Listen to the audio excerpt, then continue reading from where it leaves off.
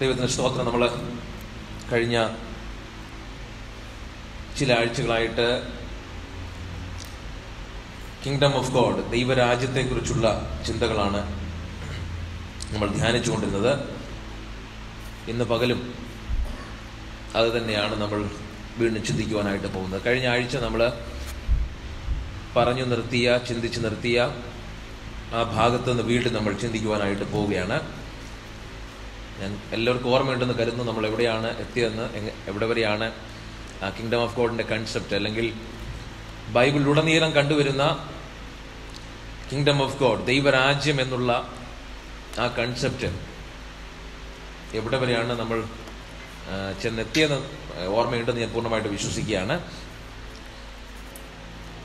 ഒന്ന് റീവൈൻഡ് ചെയ്യാനായിട്ട് ജസ്റ്റ് ഒരു 1-2 മിനിറ്റിനുള്ളിൽ ആ കാര്യങ്ങളൊന്ന് പറയാം, പുതുതായിട്ട് വന്നവരോടൊന്ന് ഗ്രഹിക്കാൻ വേണ്ടി.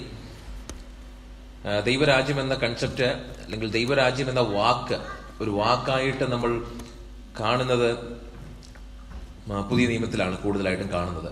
യേശുവിൻ്റെ ഗോസ്പെൽസിൽ അല്ലെങ്കിൽ സുവിശേഷങ്ങളിലാണ് ആ വാക്ക് ഏറ്റവും അധികമായിട്ട് നമ്മൾ കാണുന്നത്. നമ്മൾ ചിന്തിച്ചൊരു കാര്യം, യേശുവിന് മുന്നോടിയായിട്ട് വന്ന യോഹന്നാനും ദൈവരാജ്യം എന്ന വിഷയം പ്രസംഗിച്ചുകൊണ്ടാണ് അവരുടെ പരസ്യ ശുശ്രൂഷ ആരംഭിച്ചത്. പക്ഷേ അവരാരും തന്നെ ഈ ദൈവരാജ്യം എന്താണെന്നോ ദൈവരാജ്യത്തെക്കുറിച്ചൊരു ഇൻട്രൊഡക്ഷൻ ആരും പറഞ്ഞില്ല. അവർ ഓൾ ഓഫ് എ സഡൻ, അല്ലെ, ഒരു abruptly they start preaching the kingdom of God. അവർ ദൈവരാജ്യം എന്ന വിഷയം പ്രസംഗിച്ചു തുടങ്ങുകയായിരുന്നു. All of a sudden I start preaching something, I teach something without giving an introduction. That means you know that the topic that I talk, നമ്മൾ സംസാരിക്കുന്ന വിഷയം അല്ലെങ്കിൽ ഞാൻ പറയുവാൻ പോകുന്ന വിഷയത്തെക്കുറിച്ച് നിങ്ങൾക്കൊരു മുൻധാരണ ഉണ്ടെങ്കിൽ മാത്രമേ ഞാൻ ഇൻട്രൊഡക്ഷൻ കൂടാതെ എന്ത് ചെയ്യുള്ളൂ, പറയാൻ കഴിയുള്ളൂ. അപ്പോൾ യേശുവും അതുപോലെ തന്നെ യോഹന്നാനും ഒരു ഇൻട്രൊഡക്ഷൻ കൂടാതെയാണ് ദൈവരാജ്യത്തെക്കുറിച്ച് പ്രസംഗിച്ചത്. അതിനർത്ഥം ദൈവരാജ്യത്തെക്കുറിച്ചുള്ള ഒരു ഏകദേശ ധാരണ അവർക്കുണ്ടായിരുന്നു എന്നുള്ളതാണ്. എന്നാൽ നമ്മുടെ വിഷയം എന്ന് പറയുന്നത് ദൈവരാജ്യത്തെക്കുറിച്ചുള്ള അവരുടെ കാഴ്ചപ്പാട് എന്തുമാത്രം ശരിയായിരുന്നു എന്നുള്ളതാണ് നമ്മൾ വീണ്ടും പരിശോധിക്കുന്നത്. യേശു പ്രസംഗിച്ച ദൈവരാജ്യം പഴയ നിയമ കാഴ്ചപ്പാടിൽ നിന്ന്, അല്ലെങ്കിൽ ഇസ്രായേലിയ യഹൂദിയ ആ പാരമ്പര്യ കാഴ്ചപ്പാടിൽ നിന്ന് എന്തുമാത്രം അതിനോട് ചേർന്ന് നിൽക്കുന്നുവെന്നും എന്നാൽ എത്രമാത്രം അതിൽ നിന്ന് വ്യത്യസ്തമാണെന്നും കൂടെയാണ് നമ്മൾ ചിന്തിച്ചുകൊണ്ടിരിക്കുന്നത്. ഓക്കെ, അങ്ങനെയാണ് നമ്മൾ എന്തുകൊണ്ടാണ് യേശുവും അല്ലെങ്കിൽ സ്നാപക യോഹന്നാനും ഒരു ഇൻട്രൊഡക്ഷൻ കൂടാതെ, ഒരു മുൻ പരിചയം നൽകാതെ, ഒരു പരിചയപ്പെടുത്തലില്ലാതെ എന്തുകൊണ്ടാണ് പ്രസംഗിച്ചത്? ആ ഒരു ചിന്തയാണ് നമ്മളെ പഴയ നിയമത്തിലേക്ക് നയിക്കുന്നത്. അപ്പം നമ്മൾ കടന്നു പോകുന്നത് പ്രവാചക പുസ്തകങ്ങളിൽ ദൈവരാജ്യത്തെക്കുറിച്ചുള്ള കൺസെപ്റ്റ് കാണുന്നുണ്ട്. അതിന് മുന്നോടിയായിട്ട് പ്രവാചക പുസ്തകങ്ങളിൽ ആ ദൈവരാജ്യത്തിന്റെ കൺസെപ്റ്റ് ഐഡിയ വരാൻ കാരണം പ്രവാചക പുസ്തകങ്ങളെല്ലാം നമ്മൾ ഇന്ന് കാണാൻ പോവുകയാണ്. അല്പനേരത്തിന് ശേഷമായിട്ട് ആ വാക്യങ്ങളൊക്കെ നമ്മളൊന്ന് വായിക്കും. പ്രവാചക പുസ്തകങ്ങൾ വീണ്ടും ആവർത്തിച്ചു വരുന്നൊരു കാര്യമുണ്ട്. ദാവീദിന്റെ സിംഹാസനം പോലെ, അല്ലെങ്കിൽ ദാവീദ് രാജാവിനെ പോലെ എന്നൊരു വാക്കാണ് കൂടുതലും കാണുന്നത്.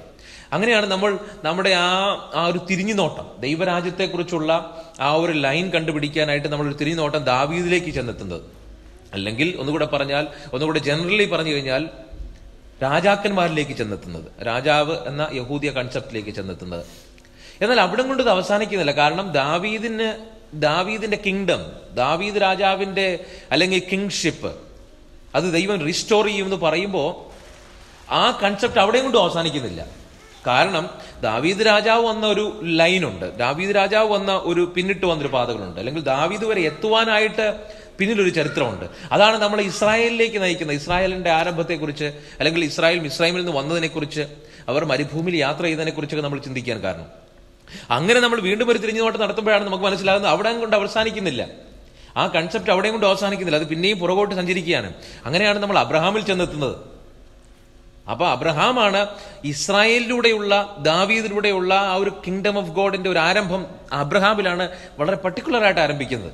എന്നാൽ അത് അബ്രഹാമിലും അവസാനിക്കുന്നില്ല. ശരിക്കും ആ ഒരു ചരിത്രം നമ്മൾ തിരിഞ്ഞു നോക്കുമ്പോൾ യഥാർത്ഥത്തിൽ അത് അബ്രഹാമിലും അവസാനിക്കുന്നില്ല എന്ന് നമുക്ക് വചനം വായിക്കുമ്പോൾ മനസ്സിലാകുന്നുണ്ട്. കാരണം വളരെ വ്യക്തമായ കിങ്ഡം പെർസ്പെക്റ്റീവ്സ്, വളരെ വ്യക്തമായ ദൈവരാജ്യത്തെക്കുറിച്ചുള്ള ധാരണ ഉൽപ്പത്തി ആദ്യം മുതൽ തന്നെ നമ്മൾ വായിക്കുമ്പോൾ മനസ്സിലാക്കുന്നുണ്ട്. അതാണ് നമ്മൾ കഴിഞ്ഞ ആഴ്ച കണ്ടത്.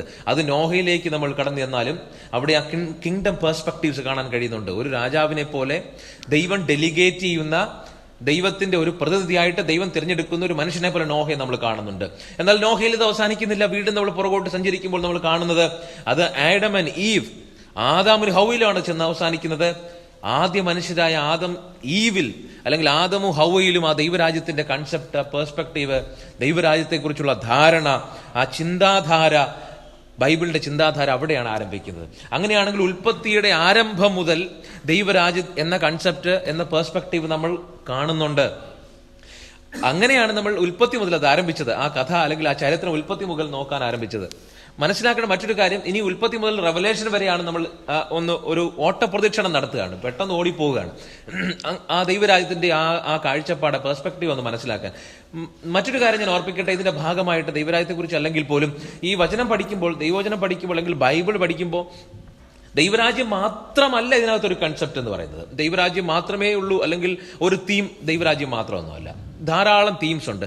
പക്ഷെ വചനം പഠിക്കേണ്ട ഒരു മേജർ തീം, ബൈബിൾ പഠിക്കേണ്ട, ബൈബിൾ നമ്മൾ ഒരുമിച്ച് അനലൈസ് ചെയ്യുമ്പോൾ ഒരു ഓവർ ആർച്ചിങ് തീമായിട്ട് വരുന്നതിൽ വെച്ച് ഒരു പ്രധാനപ്പെട്ട സബ്ജക്റ്റാണ് കിങ്ഡം ഓഫ് ഗോഡ് എന്നുള്ളത്. നമുക്ക് മറ്റു പല ട്രാജക്ടറീസ് ഉപയോഗിക്കാം, മറ്റു പല അവന്യൂസ് അല്ലെങ്കിൽ വഴികൾ ഉപയോഗിക്കാം ബൈബിൾ പഠിക്കുന്നതിന്, ബൈബിളിന്റെ മൊത്തത്തിലുള്ള തീംസ് പഠിക്കുന്നതിന്. അതിൽ ഒന്നാണ്, ഏറ്റവും പ്രധാനപ്പെട്ട ഒന്നാണ് കിങ്ഡം ഓഫ് ഗോഡ്. അങ്ങനെ ഒരു എന്താ പറയുന്നത്, ഒരു ഐഡിയ വെച്ചുകൊണ്ട്, അങ്ങനെ ഒരു നോഷൻ, ഒരു പ്രീ കൺസീവ്ഡ് നോഷൻ വെച്ചുകൊണ്ട്, അങ്ങനെ ഒരു തീം മനസ്സിൽ വെച്ചുകൊണ്ട് ബൈബിൾ ഒന്ന് മുഴുവൻ വായിച്ചു കഴിഞ്ഞാൽ നമ്മൾ വായിക്കുന്നിടത്തെല്ലാം ആ ഒരു പെർസ്പെക്റ്റീവ് ആയിരിക്കും കാണുക.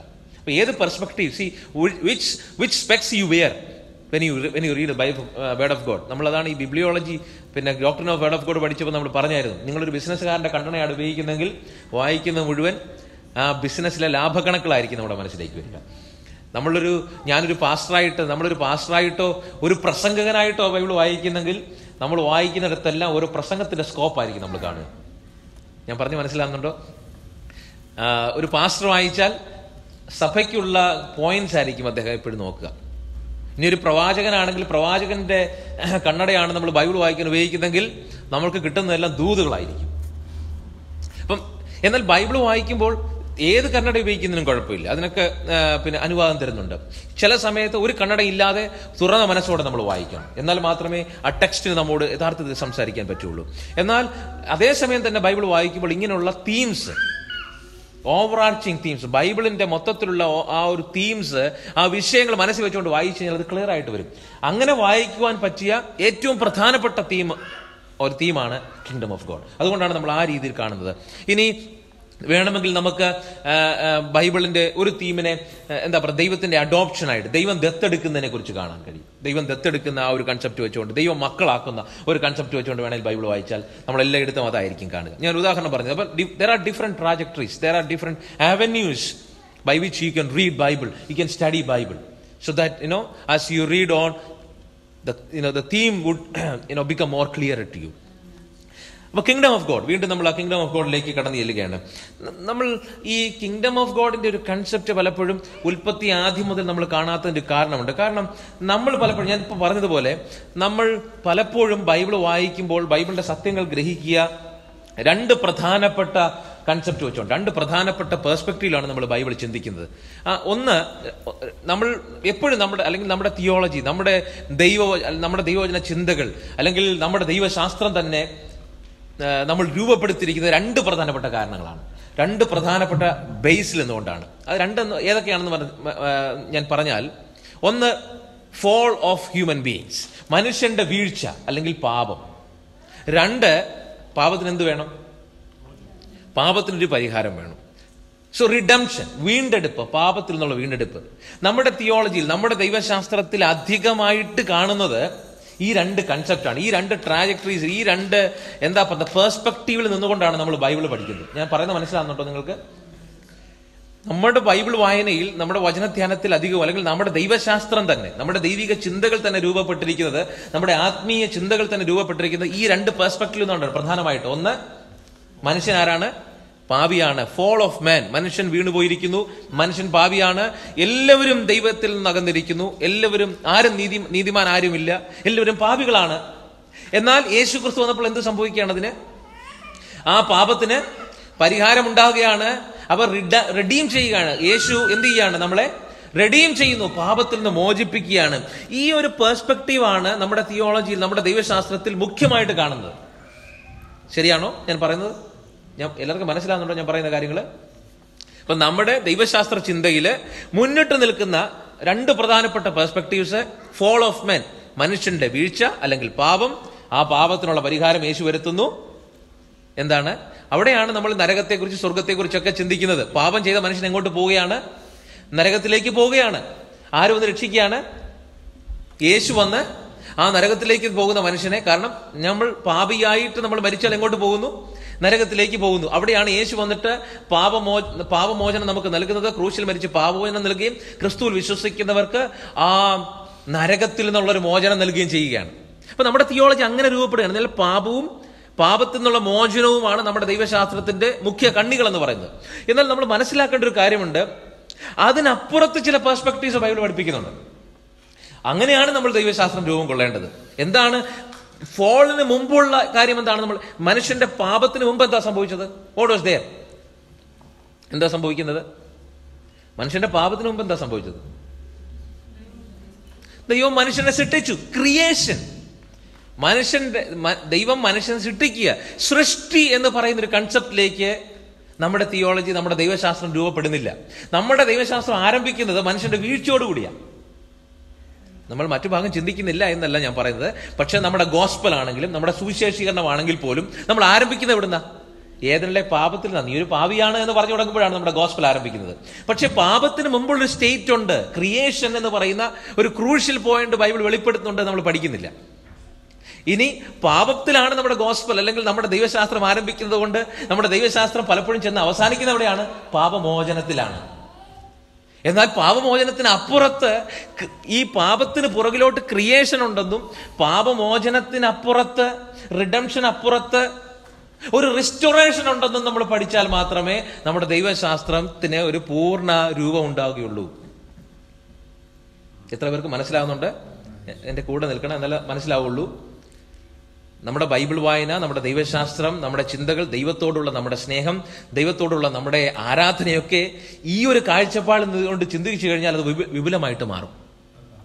ഞാൻ ഈ ചില നാളുകളായിട്ട് ആവർത്തിച്ച് പറഞ്ഞൊരു കാര്യമാണ്, നമ്മളിങ്ങനെ കഷ്ടപ്പെട്ട് ബന്ധപ്പെട്ട് എങ്ങനെയൊക്കെയോ ക്ഷമ കിട്ടി നീതീകരിക്കപ്പെട്ട് തട്ടിയും മുട്ടിയും ഒക്കെ പോകുന്ന ഒരു സാധാരണ വിശ്വാസിയായിട്ടാണ് പലപ്പോഴും നമ്മൾ കാണുന്നത്.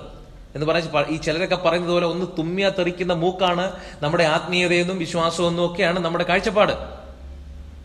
പ്രത്യേകിച്ചും പെന്തക്കോസ്തുകാരുടെ കാഴ്ചപ്പാട്. ഒന്ന് തുമ്മിയാൽ എന്ത് പോവുകയാണ്? കംപ്ലീറ്റ് കാര്യങ്ങൾ പോവുകയാണ്. നമ്മൾ വളരെ കഷ്ടപ്പെട്ടൊരു നൂൽപ്പാലത്തിലൂടെ, ആരോ പറഞ്ഞു നൂൽപ്പാലത്തിലൂടെ ഒരു യാത്രയാണ്. പക്ഷെ യഥാർത്ഥത്തിൽ നൂൽപ്പാലത്തിലൂടെയുള്ള യാത്രയാണോ? ആ നൂൽപ്പാലത്തിലൂടെ സഞ്ചരിക്കാനാണോ യേശു വന്നത്? അവിടെയാണ് നമ്മൾ ക്രിയേഷനിലേക്ക് നമ്മൾ നോക്കേണ്ടത്. ദൈവത്തിന്റെ സൃഷ്ടി എന്ന മഹത്തരമായ കർമ്മം. അങ്ങനെയാണ് ദൈവരാജ്യം. അവിടെ നിന്നാണ് നമ്മൾ പഠിക്കുന്നത്. എന്താണ് സൃഷ്ടി? ദൈവത്തിന്റെ രാജ്യം, ദൈവത്തിന്റെ മാജസ്റ്റി, ദൈവത്തിന്റെ പവർ, ദൈവത്തിന്റെ അധികാരം, ദൈവത്തിന്റെ സ്വരൂപത്തിൽ മനുഷ്യനെ സൃഷ്ടിക്കുകയാണ്. എന്നിട്ട് എന്ത് ചെയ്യാണ്? മനുഷ്യനെ ഡെലിഗേറ്റ് ചെയ്യുന്നു. സർവാധികാരിയായ ദൈവം, ഓൾമൈറ്റി, സർവശക്തനായ ദൈവം തന്റെ അധികാരം ഒരു സിംഹാസനത്തിലിരുന്ന് അധികാര വിനിയോഗം ചെയ്യാതെ തന്റെ പ്രതിനിധികളായിട്ട് എന്ത് ചെയ്യാണ്? മനുഷ്യനെ തിരഞ്ഞെടുക്കുകയാണ്. മനുഷ്യനാണ് ഈ ഭൂലോകത്തിലെ എന്താ പറഞ്ഞത് ഏറ്റവും മികച്ച. നമ്മൾ പലപ്പോഴും ചിന്തിക്കാറുണ്ട്, we are the most intelligent എന്താ പറയുക ക്രിയേഷൻസ് ഓഫ് ദിസ് യൂണിവേഴ്സ്, അല്ലെങ്കിൽ ദ മോസ്റ്റ് അഡ്വാൻസ്ഡ്. ഒന്നുമല്ല, അതിനേക്കാൾ അഡ്വാൻസ്ഡ് ആയിട്ടുള്ള ക്രിയേഷൻസ് ഒക്കെ ഈ ഭൂമിയിലുണ്ട്. അതുകൊണ്ടാണ് സങ്കീർത്തനക്കാരൻ 8-ാം അധ്യായത്തിൽ പറയുന്നത്, കർത്താവേ മനുഷ്യനെ നീ ഓർക്കാൻ അവൻ എന്ത്. അതിന്റെ മുകളിലോട്ടൊക്കെ വായിക്കുമ്പോൾ കാണുന്നുണ്ട്, കർത്താവ് സൃഷ്ടിച്ച, ദൈവം സൃഷ്ടിച്ച ദൈവത്തിന്റെ പ്രപഞ്ചത്തിലെ മറ്റു ക്രിയേഷൻസിനെ, സൃഷ്ടിയൊക്കെ നോക്കിയിട്ട്, ദൂതന്മാരെയൊക്കെ നോക്കിയിട്ട് മനുഷ്യൻ പറയുകയാണ്, കർത്താവെ എന്നെ ഓർക്കാൻ ഞാൻ എന്താണ്? എന്നെ ഇതിനെല്ലാത്തിനും അധികാരിയായിട്ടും എന്നെ അങ്ങയുടെ റെപ്രസെന്റേറ്റീവായിട്ടും ഒക്കെ വെക്കാൻ എന്നിൽ എന്താണ് കണ്ടത് എന്ന് മനുഷ്യൻ ചോദിക്കുകയാണ്. പക്ഷെ ഒരു കാര്യം മനസ്സിലാക്കണം, നമ്മുടെ ഇന്റലിജൻസ് അല്ലെങ്കിൽ നമ്മുടെ ക്രിയേഷന്, നമ്മുടെ സൃഷ്ടിക്ക് എന്തുമാത്രം അഡ്വാൻസ്മെന്റ് എന്നുള്ളത് നമുക്ക് സൈഡിലേക്ക് വെക്കാം എന്നുള്ള ഒരു കാര്യം വ്യക്തമാണ്. മനുഷ്യനെയാണ് ദൈവം തന്റെ സ്വരൂപത്തിലും സാദൃശ്യത്തിലും സൃഷ്ടിച്ചത്. അതുകൊണ്ട് മനുഷ്യനെ എന്ത് ചെയ്യാണ്? തിരഞ്ഞെടുക്കുകയാണ് അവന്റെ അധികാരം ഡെലിഗേറ്റ് ചെയ്യാൻ വേണ്ടി. അങ്ങനെയാണ് ആദമിനും ഹൗവയ്ക്കും അധികാര കൈമാറ്റം നടത്തുന്നത്. എങ്കിലും ദൈവം സർവാധികാരിയാണ്. ദൈവം മുഴു ലോകത്തിന്റെയും അധികാരിയാണ്, മുഴു പ്രപഞ്ചത്തിന്റെയും അധികാരിയാണ് ദൈവം. എന്നാൽ ആദാമിനെ ഹൗവയും ദൈവം തെരഞ്ഞെടുക്കുന്നു, അധികാരം ഡെലിഗേറ്റ് ചെയ്യുന്നു. ദൈവത്തിന്റെ റെപ്രസെന്റേറ്റീവായിട്ട് നിന്നുകൊണ്ട് ഈ ഭൂമിയെ, പ്രപഞ്ചത്തെ, നമ്മുടെ സുവിശേഷം നോക്കൂ, നമ്മൾ പലപ്പോഴും നമ്മുടെ സുവിശേഷത്തിന്റെ സ്കോപ്പ് എന്ന് പറയുന്നത് മനുഷ്യൻ മാത്രമാണ്, അല്ലെ?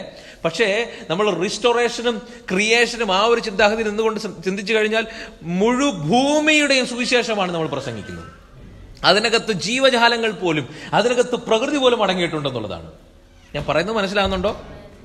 മനുഷ്യനെ ദൈവം പാപം ചെയ്തതിന് മനുഷ്യനെ ദൈവം ശപിച്ചപ്പോൾ ശാപമേറ്റത് ഒരു മനുഷ്യന് മാത്രമല്ലായിരുന്നു, മുഴു ഭൂമിക്കും ശാപമേൽക്കുകയായിരുന്നു. നമ്മുടെ ഗോസ്പലിന്റെ സ്കോപ്പ് എന്ന് പറയുന്നത് അതുകൊണ്ടാണ്. പലപ്പോഴും നമ്മൾ ഇപ്പോൾ ഈ ഒരു കഴിഞ്ഞ കുറച്ച് നാളുകളായിട്ട് അതിനൊരു മുന്നേറ്റമൊക്കെ കാണുന്നുണ്ട്. ഈ ഭൂമിയെ പോലും സംരക്ഷിക്കേണ്ട കടമ ക്രൈസ്തവർ മറ്റെല്ലാവരെക്കാളും ദൈവമക്കൾക്ക് ഉണ്ട് എന്നുള്ളൊരു കാഴ്ചപ്പാടിലേക്കൊക്കെ വരികയാണ്. ഞാൻ പറഞ്ഞ മനസ്സിലാവുന്നുള്ളൂ. കാരണം മനുഷ്യനുമായിട്ട് ബന്ധപ്പെട്ട് ദൈവത്തിന്റെ സൃഷ്ടി അത്രമാത്രം മനുഷ്യനുമായിട്ട് ബന്ധപ്പെട്ട് കിടക്കുന്ന കാര്യങ്ങളാണ്. ചിലർ ഓർക്കുന്ന ഒരു മരം വെട്ടിയാൽ എന്താ, അല്ലെങ്കിൽ ഇതൊക്കെ തീ വെച്ച് നശിപ്പിച്ചാൽ എന്താ, ഞാനങ്ങ് പറന്നു പോകുമല്ലോ എന്നുള്ള ചിന്തയിലാണ് പലപ്പോഴും നമ്മൾ കഴിയുന്നത്. അങ്ങനെ ഒരു ക്യാമ്പയിൻ തന്നെ US-ലൊക്കെ ഉണ്ടായെന്നാണ് പറയുന്നത്. അങ്ങനെ ഒരു തിയോളജിയൊക്കെ തന്നെ എന്ന് പറഞ്ഞാൽ മരം വെട്ടുന്നതിന്, വനം നശിപ്പിക്കുന്നതിന്, പ്രകൃതിയെ നശിപ്പിക്കുന്നതിന് കുഴപ്പമില്ല. കാരണം നമ്മൾ അങ്ങോട്ട് പോകാനുള്ളവരാണ്. ഈ ഭൂമി എന്തിനുള്ളതാണ്? തീ വെച്ച് ചുട്ടു നശിപ്പിക്കാനുള്ളതാണ്. അവിടെ നമ്മൾ പറന്നു പോവുകയാണ്. ഇത് നമുക്ക് ആവശ്യമില്ല. പക്ഷെ നമ്മൾ എന്ത് കാഴ്ചപ്പാടിലാണ് നമ്മൾ പ്രകൃതിയെ പോലും കാണേണ്ടത്? Restoration of the whole earth. നമ്മുടെ ഗോസ്പലിന്റെ സ്കോപ്പ് എന്ന് പറയുന്നത് സാധാരണ മനുഷ്യനെ മാത്രമല്ല, മൃഗങ്ങളെ പോലും, ജീവജാലങ്ങളെ പോലും, പ്രകൃതിയെ പോലും എഫക്ട് ചെയ്യുന്ന, അവിടെയാണ് ദൈവം സർവ്വലോകത്തിന്റെ രാജാവാകുന്നു എന്ന് പറയുന്ന അർത്ഥം ഉണ്ടാകുന്നത്. ഞാൻ പറഞ്ഞത് മനസ്സിലാവുന്നുണ്ടോ? ഹല്ലേലൂയ. പിശാചി ലോകത്തിന്റെ പ്രഭുവാണ്, പിശാചി ലോകത്തിന്റെ രാജാവാണെന്നൊക്കെ പലപ്പോഴും നമ്മൾ ചിന്തിക്കുമ്പോൾ നമ്മുടെ മനസ്സിലേക്ക് ഓടി വരുന്ന ഈ ഭൂമിയെ നമ്മൾ കാണുന്നത്, ഈ പ്രകൃതിയെ നമ്മൾ കാണുന്നത്. പക്ഷെ ഞാൻ മറ്റൊരു അവസരത്തിൽ പറഞ്ഞിരുന്നു, ഈ പിശാചി ഈ ലോകത്തിന്റെ പ്രഭുവാണ്.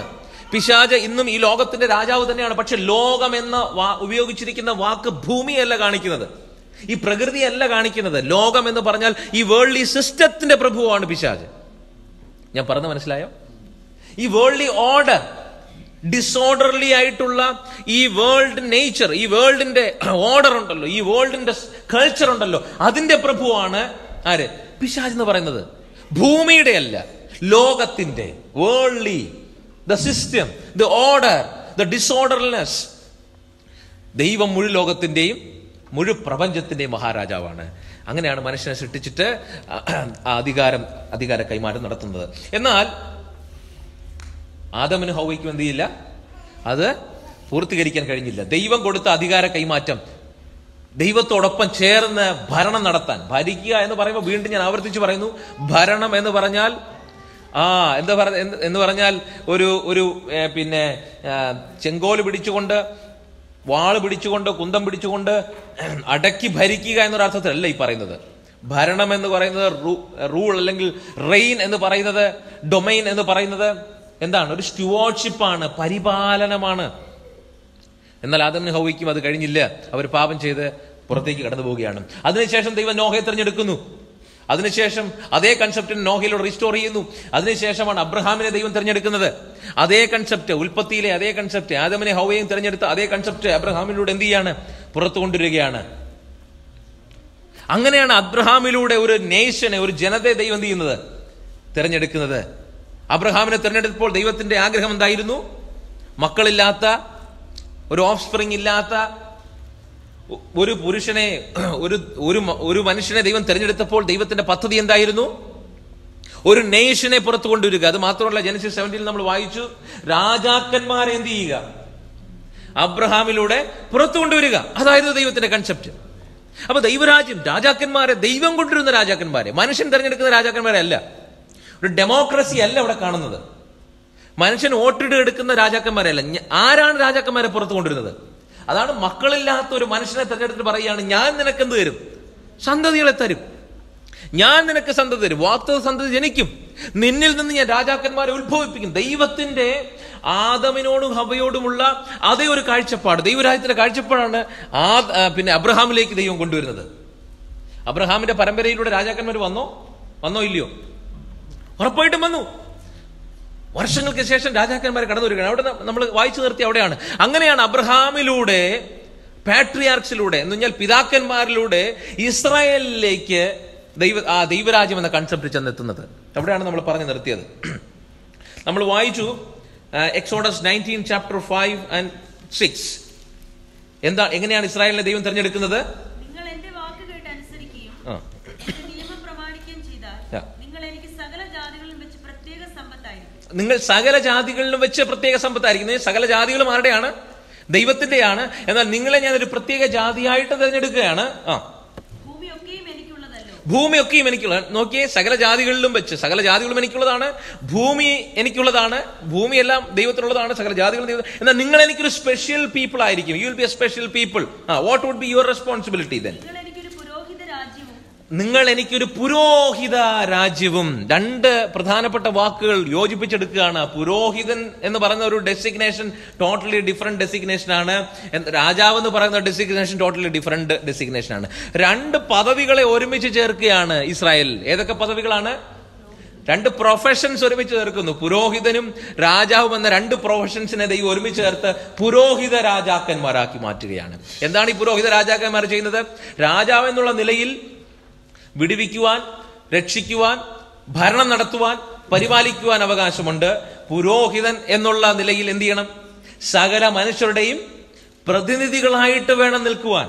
അപ്പൊ ഇസ്രായേലിനെ ദൈവം തിരഞ്ഞെടുത്തത് എന്തെങ്കിലും പാർഷ്യാലിറ്റി ഉള്ളത് കൊണ്ടല്ല. ഇസ്രായേലിലൂടെ ദൈവം കണ്ടത്, ആദമിലൂടെ കണ്ട, അബ്രഹാമിലൂടെ കണ്ട അതേ പദ്ധതിയാണ് ഇസ്രായേലിലൂടെ ദൈവം കാണുന്നത്. എന്താണ് ആദമിലൂടെ കണ്ട പദ്ധതി? നിങ്ങൾ പെറ്റുപെരുകുക, ഭൂലോകമൊക്കെയും എന്ത് ചെയ്യുക? വർദ്ധിക്കുക, സകല ജീവജാലങ്ങളെയും എന്ത് ചെയ്യുക? ഭരിക്കുക, അതിനെ നോക്കി നടത്തുക, പരിപാലിക്കുക. അതേ കൺസെപ്റ്റാണ് ഇവിടെ ഇസ്രായേലിലേക്ക് വീണ്ടും കടന്നു വരുന്നത്. അപ്പൊ ആദമിനെ ഹവ്വയും രണ്ടുപേരെ ഉണ്ടായിരുന്നുള്ളെങ്കിലും ഇവിടെ ഇസ്രായേൽ ഒരു ജനതയെ തിരഞ്ഞെടുക്കുകയാണ്. Israel is a type, Israel is a model, Israel is a channel. അപ്പൊ ഇസ്രായേലിനെ അനുഗ്രഹിക്കുക മാത്രമല്ല ദൈവത്തിന്റെ പദ്ധതി എന്ന് പറയുന്നത്. ഇസ്രായേലിലൂടെ മുഴു ലോകത്തെയും അനുഗ്രഹിക്കുക.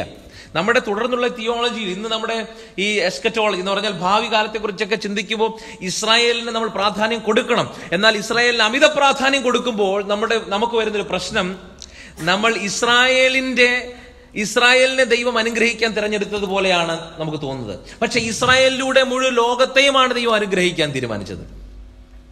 Israel was just A channel. മനസ്സിലായോ? അപ്പൊ അനുഗ്രഹത്തിന്റെ എന്താ പറയുന്നത്, ഒരു ചാനലായിട്ടാണ് ഇസ്രായേലിനെ തിരഞ്ഞെടുക്കുന്നത്. പക്ഷെ നമ്മുടെ ഭാവികാല ശാസ്ത്രമൊക്കെ അതിലേക്കൊക്കെ പോയി കഴിഞ്ഞാൽ വളരെ കൺഫ്യൂഷൻസ് ആണ്. ഇസ്രായേൽ മാത്രം കടിച്ചു തൂങ്ങുന്ന ഒരു അനുഗ്രഹത്തിന്റെ കാഴ്ചപ്പാട് അല്ലെങ്കിൽ ഒരു ഭാവികാല ശാസ്ത്രമൊക്കെയാണ് നമ്മുടെ ദൈവശാസ്ത്രം പറയുന്നത്. പക്ഷേ ഇസ്രായേലിനെ എന്തിനു തിരഞ്ഞെടുത്തു? ഇസ്രായേലിലൂടെ മുഴു ലോകത്തെയും ദൈവം തിരഞ്ഞെടുക്കുകയായിരുന്നു എന്ന് വേണം നമ്മൾ മനസ്സിലാക്കാൻ. അങ്ങനെയാണ് നമ്മളും കർത്താവിലേക്ക് കടന്നു വരുന്നത്. ഓക്കെ, എനിവേ, അപ്പൊ ഇസ്രായേലിന് കൊടുക്കുന്ന ഒരു പദവി എന്ന് പറയുന്നത് പുരോഹിത രാജത്വമാണ് അവർക്കുണ്ടായിരുന്നത്.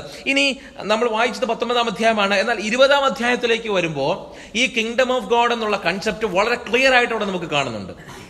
എന്നാൽ നമ്മുടെ മലയാളം ബൈബിളിൽ നമ്മൾ വായിക്കുമ്പോൾ അല്ലെങ്കിൽ നമ്മുടെ സാധാരണ ലോക്കൽ ലാംഗ്വേജസിൽ ഇത് വായിക്കുമ്പോൾ എത്രത്തോളം നമുക്ക് അത് മനസ്സിലാകുന്നുണ്ടെന്ന് അറിയില്ല. 20-ാം അധ്യായത്തിന്റെ പ്രധാന കാഴ്ചപ്പാട് എന്താണ്? പുറപ്പാട് പുസ്തകം 20-ാം അധ്യായത്തിൽ എന്താണ് പ്രധാന പ്രമേയം? 10 കൽപ്പനകളാണ് അവിടുത്തെ പ്രധാന പ്രമേയം. എത്ര പേർക്കറിയാം ഈ 10 കൽപ്പനകൾ ഒരു ദൈവരാജ്യത്തിന്റെ കൺസെപ്റ്റാണ് കാണിക്കുന്നത്? ഈ 10 കൽപ്പനകൾ, ദൈവം കൊടുത്ത 10 കൽപ്പനകളെ ഒരു ട്രീറ്റിയാണ്, ഒരു കവനന്റ് ആണ്, അല്ലെങ്കിൽ ഒരു നിയമമാണ്, ഒരു ഉടമ്പടിയാണ് ഈ 10 കൽപ്പനകൾ. ഈ പുരാതന സമയത്ത് ഏൻഷ്യൻ നിയർ ഈസ്റ്റ് പിന്നെ ഒരു വേൾഡ് വ്യൂവില്, അവരുടെ സംസ്കാരത്തില്, അവരുടെ പൊളിറ്റിക്കൽ എൻവയോൺമെന്റില് ധാരാളം കവനന്റ്, ഉടമ്പടികൾ നിലനിന്നിരുന്നു. നിങ്ങൾ രാജാക്കന്മാർ തമ്മിലുള്ള, രാജ്യങ്ങൾ തമ്മിലുള്ള ഉടമ്പടികൾ ധാരാളമായിട്ട് നിലനിന്നിരുന്നു. അതിലൊരു പ്രധാനപ്പെട്ട ഉടമ്പടിയാണ് സുസറൈൻ കവനന്റ് എന്ന് പറയുന്നത്. സുസറൈൻ കവനന്റ് വളരെ വളരെ ഇമ്പോർട്ടന്റ് ആണ്. ആ ഒരു സുസറൈൻ കവനന്റ് പല സ്ഥലത്തും നമ്മൾ കാണുന്നുണ്ട്. ആ സുസറൈൻ കവനന്റ് എന്താണെന്നാണ് ഞാൻ പറയുന്നത്. എങ്ങനെയാണ് ഇസ്രായേൽ എന്ന പിന്നെ രാജ്യത്ത്, അല്ലെങ്കിൽ ഇസ്രായേലിനെ കുറിച്ചുള്ള വേദഭാഗങ്ങൾ വായിക്കുമ്പോൾ എന്തുകൊണ്ടാണ് ദൈവരാജ്യം ഏതെല്ലാം രീതിയിലാണ് നിഴലിച്ചു നിൽക്കുന്നത് നമ്മൾ ചിന്തിക്കുകയാണ് ഇവിടെ. അപ്പൊ ഒരു പ്രധാനപ്പെട്ട കാര്യം, രണ്ട് രാജ്യങ്ങൾ തമ്മിലുള്ള ഉടമ്പടി എന്ന വണ്ണം, രണ്ട് രാജാക്കന്മാർ തമ്മിലുള്ള ഉടമ്പടി എന്ന വണ്ണമാണ് ഈ 10 കൽപ്പനകൾ അവിടെ എഴുതി ചേർക്കുന്നത്. അപ്പോൾ അന്നത്തെ ലോക സംസ്കാരത്തിൽ നിലനിന്നിരുന്ന ഒരു ഉടമ്പടിയെ അതേ മോഡലിൽ എടുത്തിട്ട് ദൈവം ഇസ്രായേലിനോട് ഉടമ്പടി ചെയ്യുകയാണ്. അവർക്ക് പരിചിതമായ, അവർക്ക് ഫെമിലിയർ ആയിട്ടുള്ള ഒരു ഉടമ്പടി പ്രക്രിയ ദൈവം അഡോപ്റ്റ് ചെയ്യുകയാണ്. എന്നിട്ട് കിങ്ഡം ഓഫ് ഗോഡിന്റെ, ദൈവരാജ്യത്തിന്റെ ഒരു കൺസെപ്റ്റ് അവരോട്ട് പങ്കുവെക്കുകയാണ്. ഇവിടെ എന്താണ് ഈ സുസ്രൈൻ കവനന്റ് എന്ന് പറഞ്ഞാൽ? സുസ്രൈൻ കവനന്റ് എന്ന് പറഞ്ഞാൽ അതിനകത്ത് രണ്ട് പ്രധാനപ്പെട്ട രണ്ട് പാർട്ടികളാണ് സുസ്രൈൻ കവനന്റിനകത്തുള്ളത്. ഒന്ന്, ദ മേജർ കിങ് എന്ന് പറഞ്ഞാൽ വലിയ രാജ്യത്തിന്റെ തലവനായ രാജാവ്. രണ്ടാമത്തത് എന്താണ്? ചെറിയ രാജ്യത്തിന്റെ, താരതമ്യേന ബലഹീനമായ ചെറിയതായ രാജ്യത്തിന്റെ ആരാണ്? രാജാവ്. അല്ലെങ്കിൽ ബലമുള്ള, ശക്തിയുള്ള ഒരു മഹാരാജ്യവും താരതമ്യേന ബലം കുറഞ്ഞ ചെറിയ രാജ്യങ്ങളും തമ്മിൽ നടത്തുന്ന ഉടമ്പടികളെയാണ് സുസറൈൻ കവനന്റ് ഉടമ്പടി എന്ന് പറയുന്നത്. സുസറൈൻ കവനന്റിന്റെ അതേ ഭാഷയിലാണ് എന്തെഴുതിയിരിക്കുന്നത്? ഈ 10 കൽപ്പനകളുടെ ആ ക്രമം വളരെ വ്യക്തമായിട്ട് എഴുതിയിരിക്കുന്നത്. അതുകൊണ്ടാണ് നമുക്ക് ആ സംസ്കാരം അറിയില്ലാത്തത് കൊണ്ടാണ് 10 കൽപ്പനകൾ എന്ന് പറയുന്നത് നമ്മൾ 10 കൽപ്പനകളായിട്ട് ആ രീതിയിൽ നമ്മൾ ഗ്രഹിക്കുന്നത്. പക്ഷേ അതിന്റെ പൊളിറ്റിക്കൽ വേൾഡ് വ്യൂ മനസ്സിലാക്കിയാൽ സുസറൈൻ കവനന്റ് വ്യക്തമായിട്ട് ആ 10 കൽപ്പനകൾക്കകത്ത് നിഴലിച്ച് കാണാം. ഞാൻ പറഞ്ഞു മനസ്സിലായോ എന്താണ് സുസറൈൻ കവനന്റ് എന്നുള്ളത്? ഒരു വലിയ രാജാവും ചെറിയ രാജാവും. നമ്മൾ സാധാരണ രീതിയിൽ അങ്ങനെ പറഞ്ഞു നിർത്താം. അതിന് ധാരാളം മറ്റു മീനിങ്സ് ഉണ്ടെങ്കിൽ പോലും പ്രധാനമായിട്ട് ഒരു വലിയ രാജാവും ചെറിയ രാജാവും, അല്ലെങ്കിൽ ഒരു വലിയ രാജ്യവും ചെറിയ രാജ്യവും. നമുക്കറിയാം ഇന്നത്തെ കാലഘട്ടത്തിലും അങ്ങനെയൊക്കെ നടക്കുന്നുണ്ട്. ഓസ്ട്രേലിയ, ന്യൂസിലാൻഡ്, നമ്മൾ നിൽക്കുന്ന ന്യൂസിലാൻഡ് അതിനൊരു പ്രധാനപ്പെട്ട ഒരു അണ്ടർസ്റ്റാൻഡിങ് തന്നെയാണ്. എനിക്ക് തോന്നുന്നു ന്യൂസിലാൻഡിന്റെ സ്വന്തമായിട്ട് വിപുലമായൊരു ആർമിയോ കാര്യങ്ങളോ ഒന്നുമില്ല. പക്ഷേ എപ്പോഴും രണ്ട് രാജ്യങ്ങൾ തമ്മിലൊരു ധാരണയുണ്ട്. ഏത് രാജ്യം തമ്മിലാണ്? ഓസ്ട്രേലിയ, ന്യൂസിലാൻഡ് തമ്മിൽ ഒരു ധാരണയുണ്ടെന്നാണ് ഞാൻ മനസ്സിലാക്കുന്നത്. കാരണം ഓസ്ട്രേലിയ താരതമ്യേന ബൃഹത്തായ ആർമി സെറ്റപ്പ് ഒക്കെ ഉള്ള അഡ്വാൻസ്ഡ് ആയിട്ടുള്ള കാര്യങ്ങളുള്ള ഒരു രാജ്യമാണ്. എന്നാൽ പലപ്പോഴും ന്യൂസിലാൻഡ് അതിനെ ഒരു കരാർ ഉണ്ടാക്കിയിട്ട്, കോൺട്രാക്ട് ഉണ്ടാക്കിയിട്ട്, ഉടമ്പടി ഉണ്ടാക്കിയിട്ട് അതുമായിട്ട് ബന്ധപ്പെട്ടാണ് നിൽക്കുന്നത്. ഇപ്പൊ ന്യൂസിലാൻഡ് എന്ന രാജ്യത്തിന്റെ ഒരു ആവശ്യം വന്നാൽ ഇടപെടുന്ന ആരായിരിക്കും? ആദ്യം ഓസ്ട്രേലിയ എന്ന രാജ്യമായിരിക്കും. നമുക്കിവിടെ ബ്രിട്ടന്റെ കോളനി കൊണ്ട് എന്ന് പറഞ്ഞാൽ പോലും ഓസ്ട്രേലിയയുമായിട്ട് ഞാൻ ഉദാഹരണത്തിന് പറഞ്ഞത് മാത്രമേ ഉള്ളൂ. ഇതുപോലെ പുരാതന സംസ്കാരങ്ങളിൽ ഉണ്ടായിരുന്ന ഒരു പൊളിറ്റിക്കൽ ട്രീറ്റി, പൊളിറ്റിക്കൽ കവനൻസ് ആണ്. കവനന്റിൽ ഒന്ന് പ്രധാനപ്പെട്ടതാണ് സുസറൈൻ കവനന്റ് എന്ന് പറയുന്നത്. വലിയ രാജാവും ചെറിയ രാജാവും, വലിയ രാജ്യവും ചെറിയ രാജ്യവും തമ്മിലുള്ള കവനന്റ്. ഈവൻ ആബ്രഹാമിന് ദൈവം കൊടുക്കുന്ന കവനന്റ് ഉണ്ട്. അബ്രഹാമിനോട് ദൈവം ഉടമ്പടി ചെയ്യുന്നുണ്ട്, അല്ലെ? അബ്രഹാമിന് ദൈവം ചെയ്യുന്ന കവനന്റിൽ പോലും എന്ത് സംഭവിക്കുന്നുണ്ട്? ഈ ഒരു സുസ്രൈൻ കവനന്റിന്റെ അടിസ്ഥാന തത്വങ്ങൾ നമുക്ക് കാണാൻ കഴിയുന്നത്. എന്നാൽ എന്താണ് ഈ സുസ്രൈൻ കവനന്റ്? എങ്ങനെയാണ് ഇത് ഇസ്രായേലിൽ നിഴലിച്ച് നിൽക്കുന്നത്? പ്രധാനപ്പെട്ട 4 ഭാഗങ്ങളാണ് ഈ സുസ്രൈൻ കവനന്റിനകത്തുള്ളത്. ഒന്ന്, ആ കവനന്റ് എഴുതുമ്പോൾ, ആ ഉടമ്പടി എഴുതുമ്പോൾ 4 പ്രധാനപ്പെട്ട കാര്യങ്ങൾ. ഒന്ന്, title of the suzerain. Title of the suzerain എന്ന് പറഞ്ഞാൽ ആരാണ്? വലിയ രാജാവാണ്, അല്ലെങ്കിൽ വലിയ രാജ്യത്തെ കാണിക്കുന്നു. രണ്ടാമത്തെ പാർട്ടിയെ പറഞ്ഞ വാസൽ എന്നാണ്. വാസൽ എന്ന് പറഞ്ഞാൽ ചെറിയ രാജാവ്, അല്ലെങ്കിൽ ചെറിയ രാജ്യത്തെ കാണിക്കുന്നു. അപ്പൊ സുസ്രൈൻ എന്ന് പറഞ്ഞാൽ വലിയ രാജാവ്, വാസൽ എന്ന് പറഞ്ഞാൽ ചെറിയ കിങ്ഡം. നോക്കൂ, ദൈവരാജ്യത്തിന്റെ കൺസെപ്റ്റ്. ആദമിനെ ഹവ്വയും ദൈവം സൃഷ്ടിച്ചപ്പോൾ മഹാരാജാവ് ആരാണ്? ദൈവമാണ്. എന്നാൽ ദൈവത്തിന്റെ പ്രതിനിധികളായ ചെറിയ രാജാക്കന്മാർ ആരൊക്കെയാണ്? ആദമും ഈവുമാണ്. നോഹയെ സൃഷ്ടിച്ചപ്പോൾ, അബ്രഹാമിനെ സൃഷ്ടിച്ചപ്പോൾ, ഇസ്രായേലിനെ ഒരു ജാതിയായിട്ട്, ജനതയായിട്ട് പുറത്തെടുക്കുമ്പോൾ ദൈവത്തിന്റെ മനസ്സിൽ, അല്ലെങ്കിൽ ആ ഒരു കൺസെപ്റ്റ് വരുന്നത് നോക്കിയേ, ദൈവം ഇപ്പോഴും മഹാരാജാവാണ്. ദൈവത്തിന്റെ രാജ്യം സ്ഥാപിക്കുക എന്ന് പറയുമ്പോൾ നമ്മുടെ രാജ്യം, അല്ലെങ്കിൽ ഞാൻ വാഴുന്ന ഒരു രാജ്യം സ്ഥാപിക്കുക എന്ന് മാത്രമല്ല. അങ്ങനെയല്ല അർത്ഥത്തിൽ. ദൈവത്തിന്റെ കീഴിൽ, ദൈവത്തിന്റെ ഭരണത്തിന് കീഴിൽ എനിക്ക് ഡെലിഗേറ്റഡ് അതോറിറ്റിയോടെ ജീവിക്കാൻ കഴിയുക എന്നുള്ളതാണ് വാസ്തവം എന്ന് പറയുന്നത്. മനസ്സിലായോ ഞാൻ പറഞ്ഞത്? ദൈവത്തിന്റെ ഭരണാധികാരം, ദൈവമാണ് സർവാധികാരി, ദൈവമാണ് വലിയ രാജാവ്. ഞാൻ ആരാണ്? അവന്റെ ഭരണത്തിന് കീഴിലെ കുഞ്ഞു രാജാവാണ്. പക്ഷെ എന്നെ വെറും ഒരു സബ്ജക്റ്റായിട്ട് മാത്രമല്ല ദൈവം കാണുന്നത്. പിന്നെ എന്താണ്? എനിക്കൊരു അതോറിറ്റിയും, എനിക്ക് എന്റെ ഡൊമൈൻ, എനിക്ക് എന്റെ പവറും ഒക്കെ ദൈവം തരുന്നുണ്ട്. അതാണ് ദൈവത്തിന്റെ സ്നേഹം എന്ന് ഞാൻ പറഞ്ഞത്.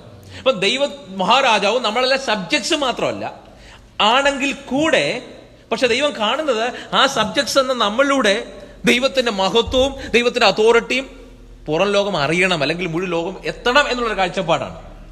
ഇവിടെ അതേ കാഴ്ചപ്പാട്. 4 പ്രധാനപ്പെട്ട കാര്യങ്ങളാണ് സുസ്രൈൻ കവനന്റിൽ നമ്മൾ കാണുന്നത്. ഒന്ന്, title of the suzerain. Exodus chapter 20 നമ്മൾ വായിക്കുമ്പോൾ അത് ആരംഭിക്കുന്നത് എങ്ങനെയാണെന്ന് വായിച്ചാട്ടെ.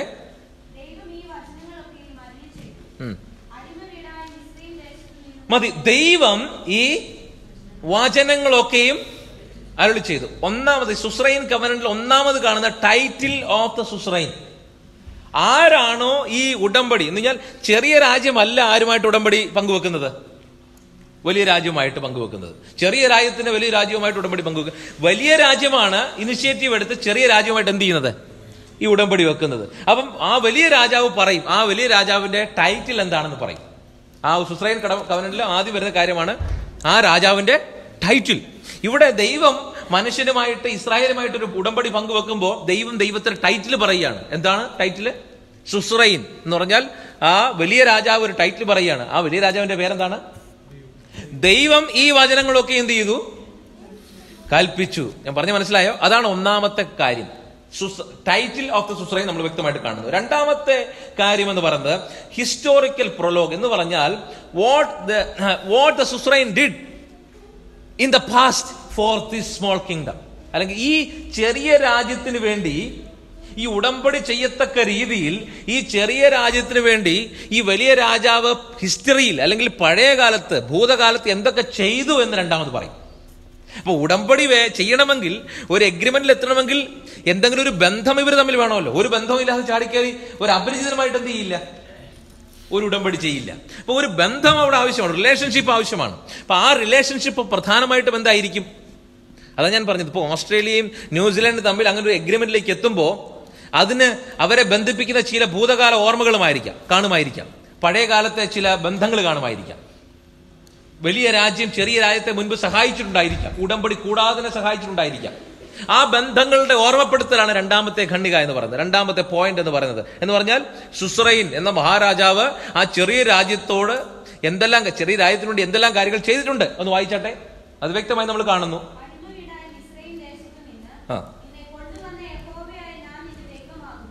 നോക്കൂ, അടിമ വീടാ. ഇവിടെ ഒരു എന്താ പറയുക, ഒരു കൊളുത്തിട്ട് വലിക്കുകയാണ്. ഇനി മുൻപോട്ട് പറയാൻ പോകുന്ന കാര്യത്തിന് നീ അനുസരിക്കത്തക്ക രീതിയിൽ ചില കാര്യങ്ങൾ കിടപ്പുണ്ട് എന്ന് പറയുകയാണ്. ചാടിക്കേറി ഒരു ഉടമ്പടി ചെയ്യുകയല്ല, ചാടിക്കേറി ഒരു നിയമം പങ്കുവെക്കുകയല്ല ചെയ്യുന്നത്. അവിടെ ഒരു കൊളുത്താണ്, അതൊരു ചൂണ്ടയാണ്. എന്ന് പറഞ്ഞാൽ നീ ഒന്ന് ഓർക്കണം. എന്താണ് നീ ഓർക്കേണ്ട കാര്യം?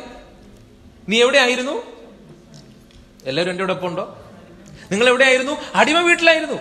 അപ്പം നമ്മൾ ഈ പിള്ളേരോടൊക്കെ ചിലപ്പോൾ തന്നെ ചില കാര്യങ്ങളൊക്കെ പറഞ്ഞ് അവരെ കൊണ്ടൊന്നൊക്കെ ചെയ്യിപ്പിക്കണമെങ്കിൽ എന്താ, ചില ഓർമ്മപ്പെടുത്തലുകളൊക്കെ അത്യാവശ്യമാണ്. മോനെ, നിനക്കറിയാമോ ഞാൻ ഇന്നലെ മുട്ടായി മേടിച്ച് തന്നില്ലായിരുന്നോ എന്ന് പറഞ്ഞിട്ടാണ് ചില കാര്യങ്ങൾ എന്താണ് അവരോട് പറയുന്നത്. അപ്പൊ അതേ രീതിയിലുള്ള ഒരു ട്രീറ്റ്, അതിന്റെ ഒരു പൊളിറ്റിക്കൽ വേർഷൻ നമ്മൾ കണ്ടാൽ മതി. അപ്പൊ ഇവരെ കൊണ്ട് എന്തോ കാര്യങ്ങൾ സാധിപ്പിച്ചെടുക്കാനായിട്ടുണ്ട്. പക്ഷെ ആ കാര്യങ്ങളെ സാധിപ്പിച്ചെടുക്കണമെങ്കിൽ ഇവർക്ക് ചില ഓർമ്മപ്പെടുത്തലുകൾ ആവശ്യമാണ്. ആ ഓർമ്മപ്പെടുത്തലാണ് രണ്ടാമത്തെ അതിന്റെ ടൈറ്റിൽ എന്ന് പറയുന്നത്, രണ്ടാമത്തെ പോയിന്റ് എന്ന് പറയുന്നത്. What he did in the past for this kingdom. ഈ ചെറിയ രാജാവിന് വേണ്ടി അല്ലെങ്കിൽ ചെറിയ രാജ്യത്തിന് വേണ്ടി എന്താണ് ചെയ്തത്? ഇവിടെ ദൈവം പറയാണ്, നിങ്ങൾ മിസ്രൈമിൽ അടിമ വീട്ടിലായിരുന്നു, അവിടെ നിങ്ങളെ പുറത്തു കൊണ്ടുവന്ന ആരാണ്? ഞാനാണ്. ഞാനാകുന്നു നിന്റെ ദൈവം. ഒരു ഓർമ്മപ്പെടുത്തലാണ്, മറന്നു പോകരുത്. നിങ്ങൾ കഷ്ടം അനുഭവിച്ചപ്പോ നിങ്ങളുടെ കഷ്ടത കണ്ട് സ്വർഗം പിളർന്നിറങ്ങി വന്ന് മോശയിലൂടെ നിങ്ങളെ എടുവിച്ച്, അപ്പം ഇസ്രായേലിൽ നിന്ന് അടിമ വീടായ ഇസ്രായേലിൽ നിന്ന് പുറത്തു കൊണ്ടുവന്ന് പറയുമ്പോൾ അതിനകത്ത് ഒരു മുഴു ചരിത്രം വരികയാണ്. ഇസ്രായേലിൽ ഇത്രയും വലിയ ബാധയുണ്ടായിട്ട് അത് നിങ്ങളെ തൊട്ടില്ല, കടിഞ്ഞൂൽ സംഹാരമുണ്ടായിട്ട് അത് നിങ്ങളെ തൊട്ടില്ല. ഇതൊക്കെ സുസ്രൈൻ പറയുകയാണ്. എന്ന് പറഞ്ഞാൽ മഹാരാജാവ് ആരോട്? ചെറിയ രാജ്യത്തോട് പറയുകയാണ്, നിങ്ങൾ ഓർക്കണം, ഇത്രയൊക്കെ സംഭവിച്ചു. ചെങ്കടലിന്റെ മുമ്പിൽ വന്ന് നിങ്ങൾ ഓർമ്മയുണ്ടോ? 10 കൽപ്പന ചാടിക്കേറി എടാ ഇത് ചെയ്യണമെന്നല്ല കർത്താവ് പറയുന്നത്, ഒന്ന് ഓർമ്മപ്പെടുത്തുകയാണ്. ദൈവം ഇന്നും പലപ്പോഴും അങ്ങനെയാണ്. ചിലപ്പോൾ നമുക്ക് ഓർമ്മപ്പെടുത്തലുകളൊക്കെ ഉണ്ട്. ചില കാര്യങ്ങൾ നമ്മളെ ഏൽപ്പിക്കുന്നതിന് മുമ്പ് കർത്താവ് ഓർമ്മപ്പെടുത്തൽ തരും. എന്തോ ഓർമ്മപ്പെടുത്തില്ല, ഒന്ന് തിരിഞ്ഞു നോക്കിക്കുക എന്ന് പറയും. ചിലപ്പോഴൊക്കെ ഒന്ന് തിരിഞ്ഞു നോക്കിയ, നീ വന്നത് എവിടെയാണ്? നീ തകർന്നു പോയെന്ന് ഓർത്തതല്ലേ? നീ ഇല്ലാതായെന്ന് ഓർത്തതല്ലേ? നിനക്ക് കഴിവില്ല എന്ന് ഓർത്തതല്ലേ? എവിടെയായിരുന്നു നിന്റെ ഉത്ഭവം? എവിടെയായിരുന്നു നിന്റെ സാഹചര്യങ്ങൾ? എന്തായിരുന്നു നിന്റെ പശ്ചാത്തലം എന്നൊക്കെ ദൈവം പലപ്പോഴും നമ്മളെയും ഓർമ്മപ്പെടുത്താറുണ്ട്. ആ ഓർമ്മപ്പെടുത്തലുകൾക്ക് ശേഷം, അങ്ങനെ ഒരു ഓർമ്മപ്പെടുത്തലുകൾ ദൈവം നൽകുന്നുണ്ടെങ്കിൽ ഓർത്തോണം, ദൈവത്തിനെ നമ്മളെ ഉപയോഗിക്കാനും ദൈവത്തിന് നമ്മോട് ചിലത് പറയുവാനും ആഗ്രഹമുണ്ടെന്ന്, ചിലത് പുതിയത് പഠിപ്പിക്കാൻ ആഗ്രഹമുണ്ട് നമ്മൾ മനസ്സിലാക്കണം. അപ്പൊ ഇവിടെ ഓർമ്മപ്പെടുത്തുകയാണ്, ചെങ്കടലിന് മുമ്പിൽ നിങ്ങൾ വന്നു നിന്നപ്പോൾ നിങ്ങൾ രക്ഷിച്ചതാരാണ്? ഞാനാണ്. നിങ്ങൾ മരുഭൂമിയിലേക്ക് നടന്നപ്പോൾ കഴിക്കാനൊന്നുമില്ല, ഭക്ഷിക്കാനൊന്നുമില്ല, സ്വർഗത്തിൽ നിന്ന് മന്ന വർഷിപ്പിച്ചത് ഞാനാണ്. അപ്പം മിസ്രൈമിൽ നിന്ന് അടിമ വീടായ മിസ്രൈമിൽ നിന്ന് കൊണ്ടെന്ന് പറയുമ്പോൾ ഇതെല്ലാം കൂടെ ഒരുമിച്ച് എഴുതി ചേർക്കാൻ അതിനകത്ത് പറ്റാത്തതുകൊണ്ടാണ് ഒറ്റ വാക്കിൽ മിസ്രൈമിൽ നിന്ന് അടിമ വീട്ടിൽ നിന്ന് ഞാനാണ് നിങ്ങളെ പുറപ്പെടുവിച്ചതെന്ന് പറഞ്ഞു നിർത്തുകയാണ്. ഇനി അടുത്ത സുസ്രൈൻ ആ കവനന്റിന്റെ ഉടമ്പടിയുടെ അടുത്ത ഭാഗം എന്ന് പറയുന്നത് സ്റ്റിപ്പുലേഷൻസ് ആണ്. സ്റ്റിപ്പുലേഷൻസ് എന്ന് പറഞ്ഞാൽ സെക്കൻഡ് പാർട്ടി, ആ വാസൽ എന്ന ചെറിയ രാജ്യം അനുസരിക്കേണ്ട കാര്യങ്ങളുടെ ഒരു വിവരണം. തുടർന്ന് വായിച്ചാൽ എന്താ കാണുന്നത്? നമ്മള് മതി, അവിടെ മുതൽ അടുത്ത് ആരംഭിക്കുകയാണ്. ചെറു രാജ്യം എന്തൊക്കെ ഈ വലിയ രാജ്യത്തോട് എങ്ങനെയൊക്കെയാണ് അനുസരണം പുലർത്തേണ്ടത് ദൈവം പറയാം. അപ്പം ഒന്നാമത്തെ കാര്യം സുസ്രൈൻ കവനന്റ് എന്ന് പറഞ്ഞാൽ തന്നെ മനസ്സിലാക്കണം, വലിയ രാജ്യവും ചെറിയ രാജ്യവും തമ്മിൽ ചെയ്യുന്ന, ഒരു വലിയ രാജാവും ഒരു ചെറിയ രാജാവും തമ്മിൽ ചെയ്യുന്ന ഒരു ഉടമ്പടിയാണ് സുസ്രൈൻ കവനന്റ് എന്ന് പറയുന്നത്. ആ സുസ്രൈൻ കവനന്റ് അതേ സ്റ്റൈലിലാണ് 10 കൽപ്പനകളുടെ വിവരണം കൊടുത്തിരിക്കുന്നത്. അത് തന്നെ മനസ്സിലാക്കണം ദൈവരാജ്യത്തിന്റെ ഒരു കൺസെപ്റ്റ് എന്താണ്. ദൈവം മഹാരാജാവായി നിന്നുകൊണ്ട് ഇസ്രായേലിനെ ചെറു രാജാക്കന്മാരാക്കി ഈ മുഴുലോകത്തെ അനുഗ്രഹിക്കുക, മുഴുലോകത്തെയും ഭരിക്കുക എന്ന വാക്ക് ഞാൻ എവിടെയൊക്കെ ഉപയോഗിക്കുന്നുണ്ടോ അന്നേരമൊക്കെ നമ്മൾ മനസ്സിലാക്കേണ്ട ഒരു കാര്യമുണ്ട്. മുഴുലോകത്തെയും അനുഗ്രഹിക്കുക, മുഴുലോകത്തിനും ബ്ലെസ്സിംഗ് ആയി തീരുക, മുഴുലോകത്തെയും ഭരിക്കുക, അല്ലെങ്കിൽ മുഴുലോകത്തെയും എന്താ പറയുന്നത്, പരിപാലിക്കുക, മുഴുലോകത്തെ റിസ്റ്റോർ ചെയ്യുക എന്നാണ് ഞാൻ പറയുന്നതെന്ന് നിങ്ങൾ ഓർക്കണം. ഭരണം എന്ന് പറയുന്നിടത്തൊക്കെ ആ വാക്കാണ് നമ്മുടെ മനസ്സിലേക്ക് ഓടി വരേണ്ടത്. കാരണം യേശുവിലേക്ക് വരുമ്പോൾ നമുക്കത് പിന്നീട് മനസ്സിലാകുന്നുണ്ട് ഭരണം എന്ന് പറഞ്ഞാൽ എന്താണെന്നുള്ളത്. അപ്പം ഒന്നാമത്തെ കാര്യം സുസ്രൈൻ കവനന്റ് ആരംഭിക്കുന്ന ടൈറ്റിൽ ഓഫ് ദി സുസ്രൈൻ, ഞാൻ ദൈവമാണ് എന്ന് പറഞ്ഞു. രണ്ടാമത് പറയുകയാണ് പഴയ കാര്യങ്ങൾ ഓർമ്മപ്പെടുത്തുകയാണ്. മൂന്നാമത്തെ കാര്യം സ്റ്റിപ്പുലേഷൻസ് എന്ന് പറഞ്ഞാൽ ഈ രണ്ടാമത്തെ രാജ്യം, ചെറിയ രാജ്യം പറയാണ് ഇങ്ങനെയൊക്കെ നീ അനുസരിക്കണം. ഞാൻ ആരാണ്? എനിക്ക് കഴിവുണ്ട്, അതുകൊണ്ടാണ് ടൈറ്റിൽ പറയുന്നത്. നീ വിചാരിക്കുന്ന ആളൊന്നും അല്ല ഞാൻ എന്ന് ദൈവം ആദ്യമേ പറഞ്ഞു. അപ്പം സുസ്രൈൻ പറയും ഞാൻ ഇന്ന രാജ്യത്തിന്റെ രാജാവാണ്. നിനക്കറിയാമോ ഞാൻ ഓസ്ട്രേലിയൻ പ്രസിഡന്റ് ആണ് പറയുന്നത്. കുഞ്ഞു രാജ്യത്തോട് പറയാണ്. ഇപ്പൊ സൊമാലിയോട് വേണമെങ്കിൽ നമുക്ക് ഇന്ത്യക്കൊക്കെ ചെന്ന് പറയുന്ന പോലെ ഇന്ത്യയാണ് പറയുന്നത്, നരേന്ദ്രമോദിയാണ് പറയുന്നത് എന്നൊക്കെ പറയുമ്പോൾ അവർക്കൊരു ഞെട്ടലുണ്ടാവും. ഓ, ഒരു super power in the world അല്ലെങ്കിൽ കടന്നു വരികയാണ് നമ്മളൊരു ഉടമ്പടി വെക്കാൻ. അപ്പൊ അവർക്കൊരു മനസ്സിലൊരു എന്തുണ്ടാകുകയാണ്, അവർക്ക് എന്തെങ്കിലുമൊക്കെ ചെയ്യാൻ പറ്റും അവരുടെ അധികാരത്തെ കുറിച്ച്. അപ്പൊ ദൈവം പറയാണ് ഞാൻ ദൈവമാകുന്നു. കഴിഞ്ഞില്ലേ? ഏത് രാജാവ് പറഞ്ഞാലാണ് അത്രയും ശക്തി ഉണ്ടാകുക? ഇസ്രായേലിനോട് പറയാം ഞാൻ ദൈവമാകുന്നു, സൃഷ്ടിയുടെ ദൈവമാകുന്നു, സർവശക്തനായ ദൈവമാകുന്നു. ആ ദൈവം നിന്നോടൊരു കരാറിന് വന്നിരിക്കുകയാണ്. ഇസ്രായേലിനോട് പറയാണ്.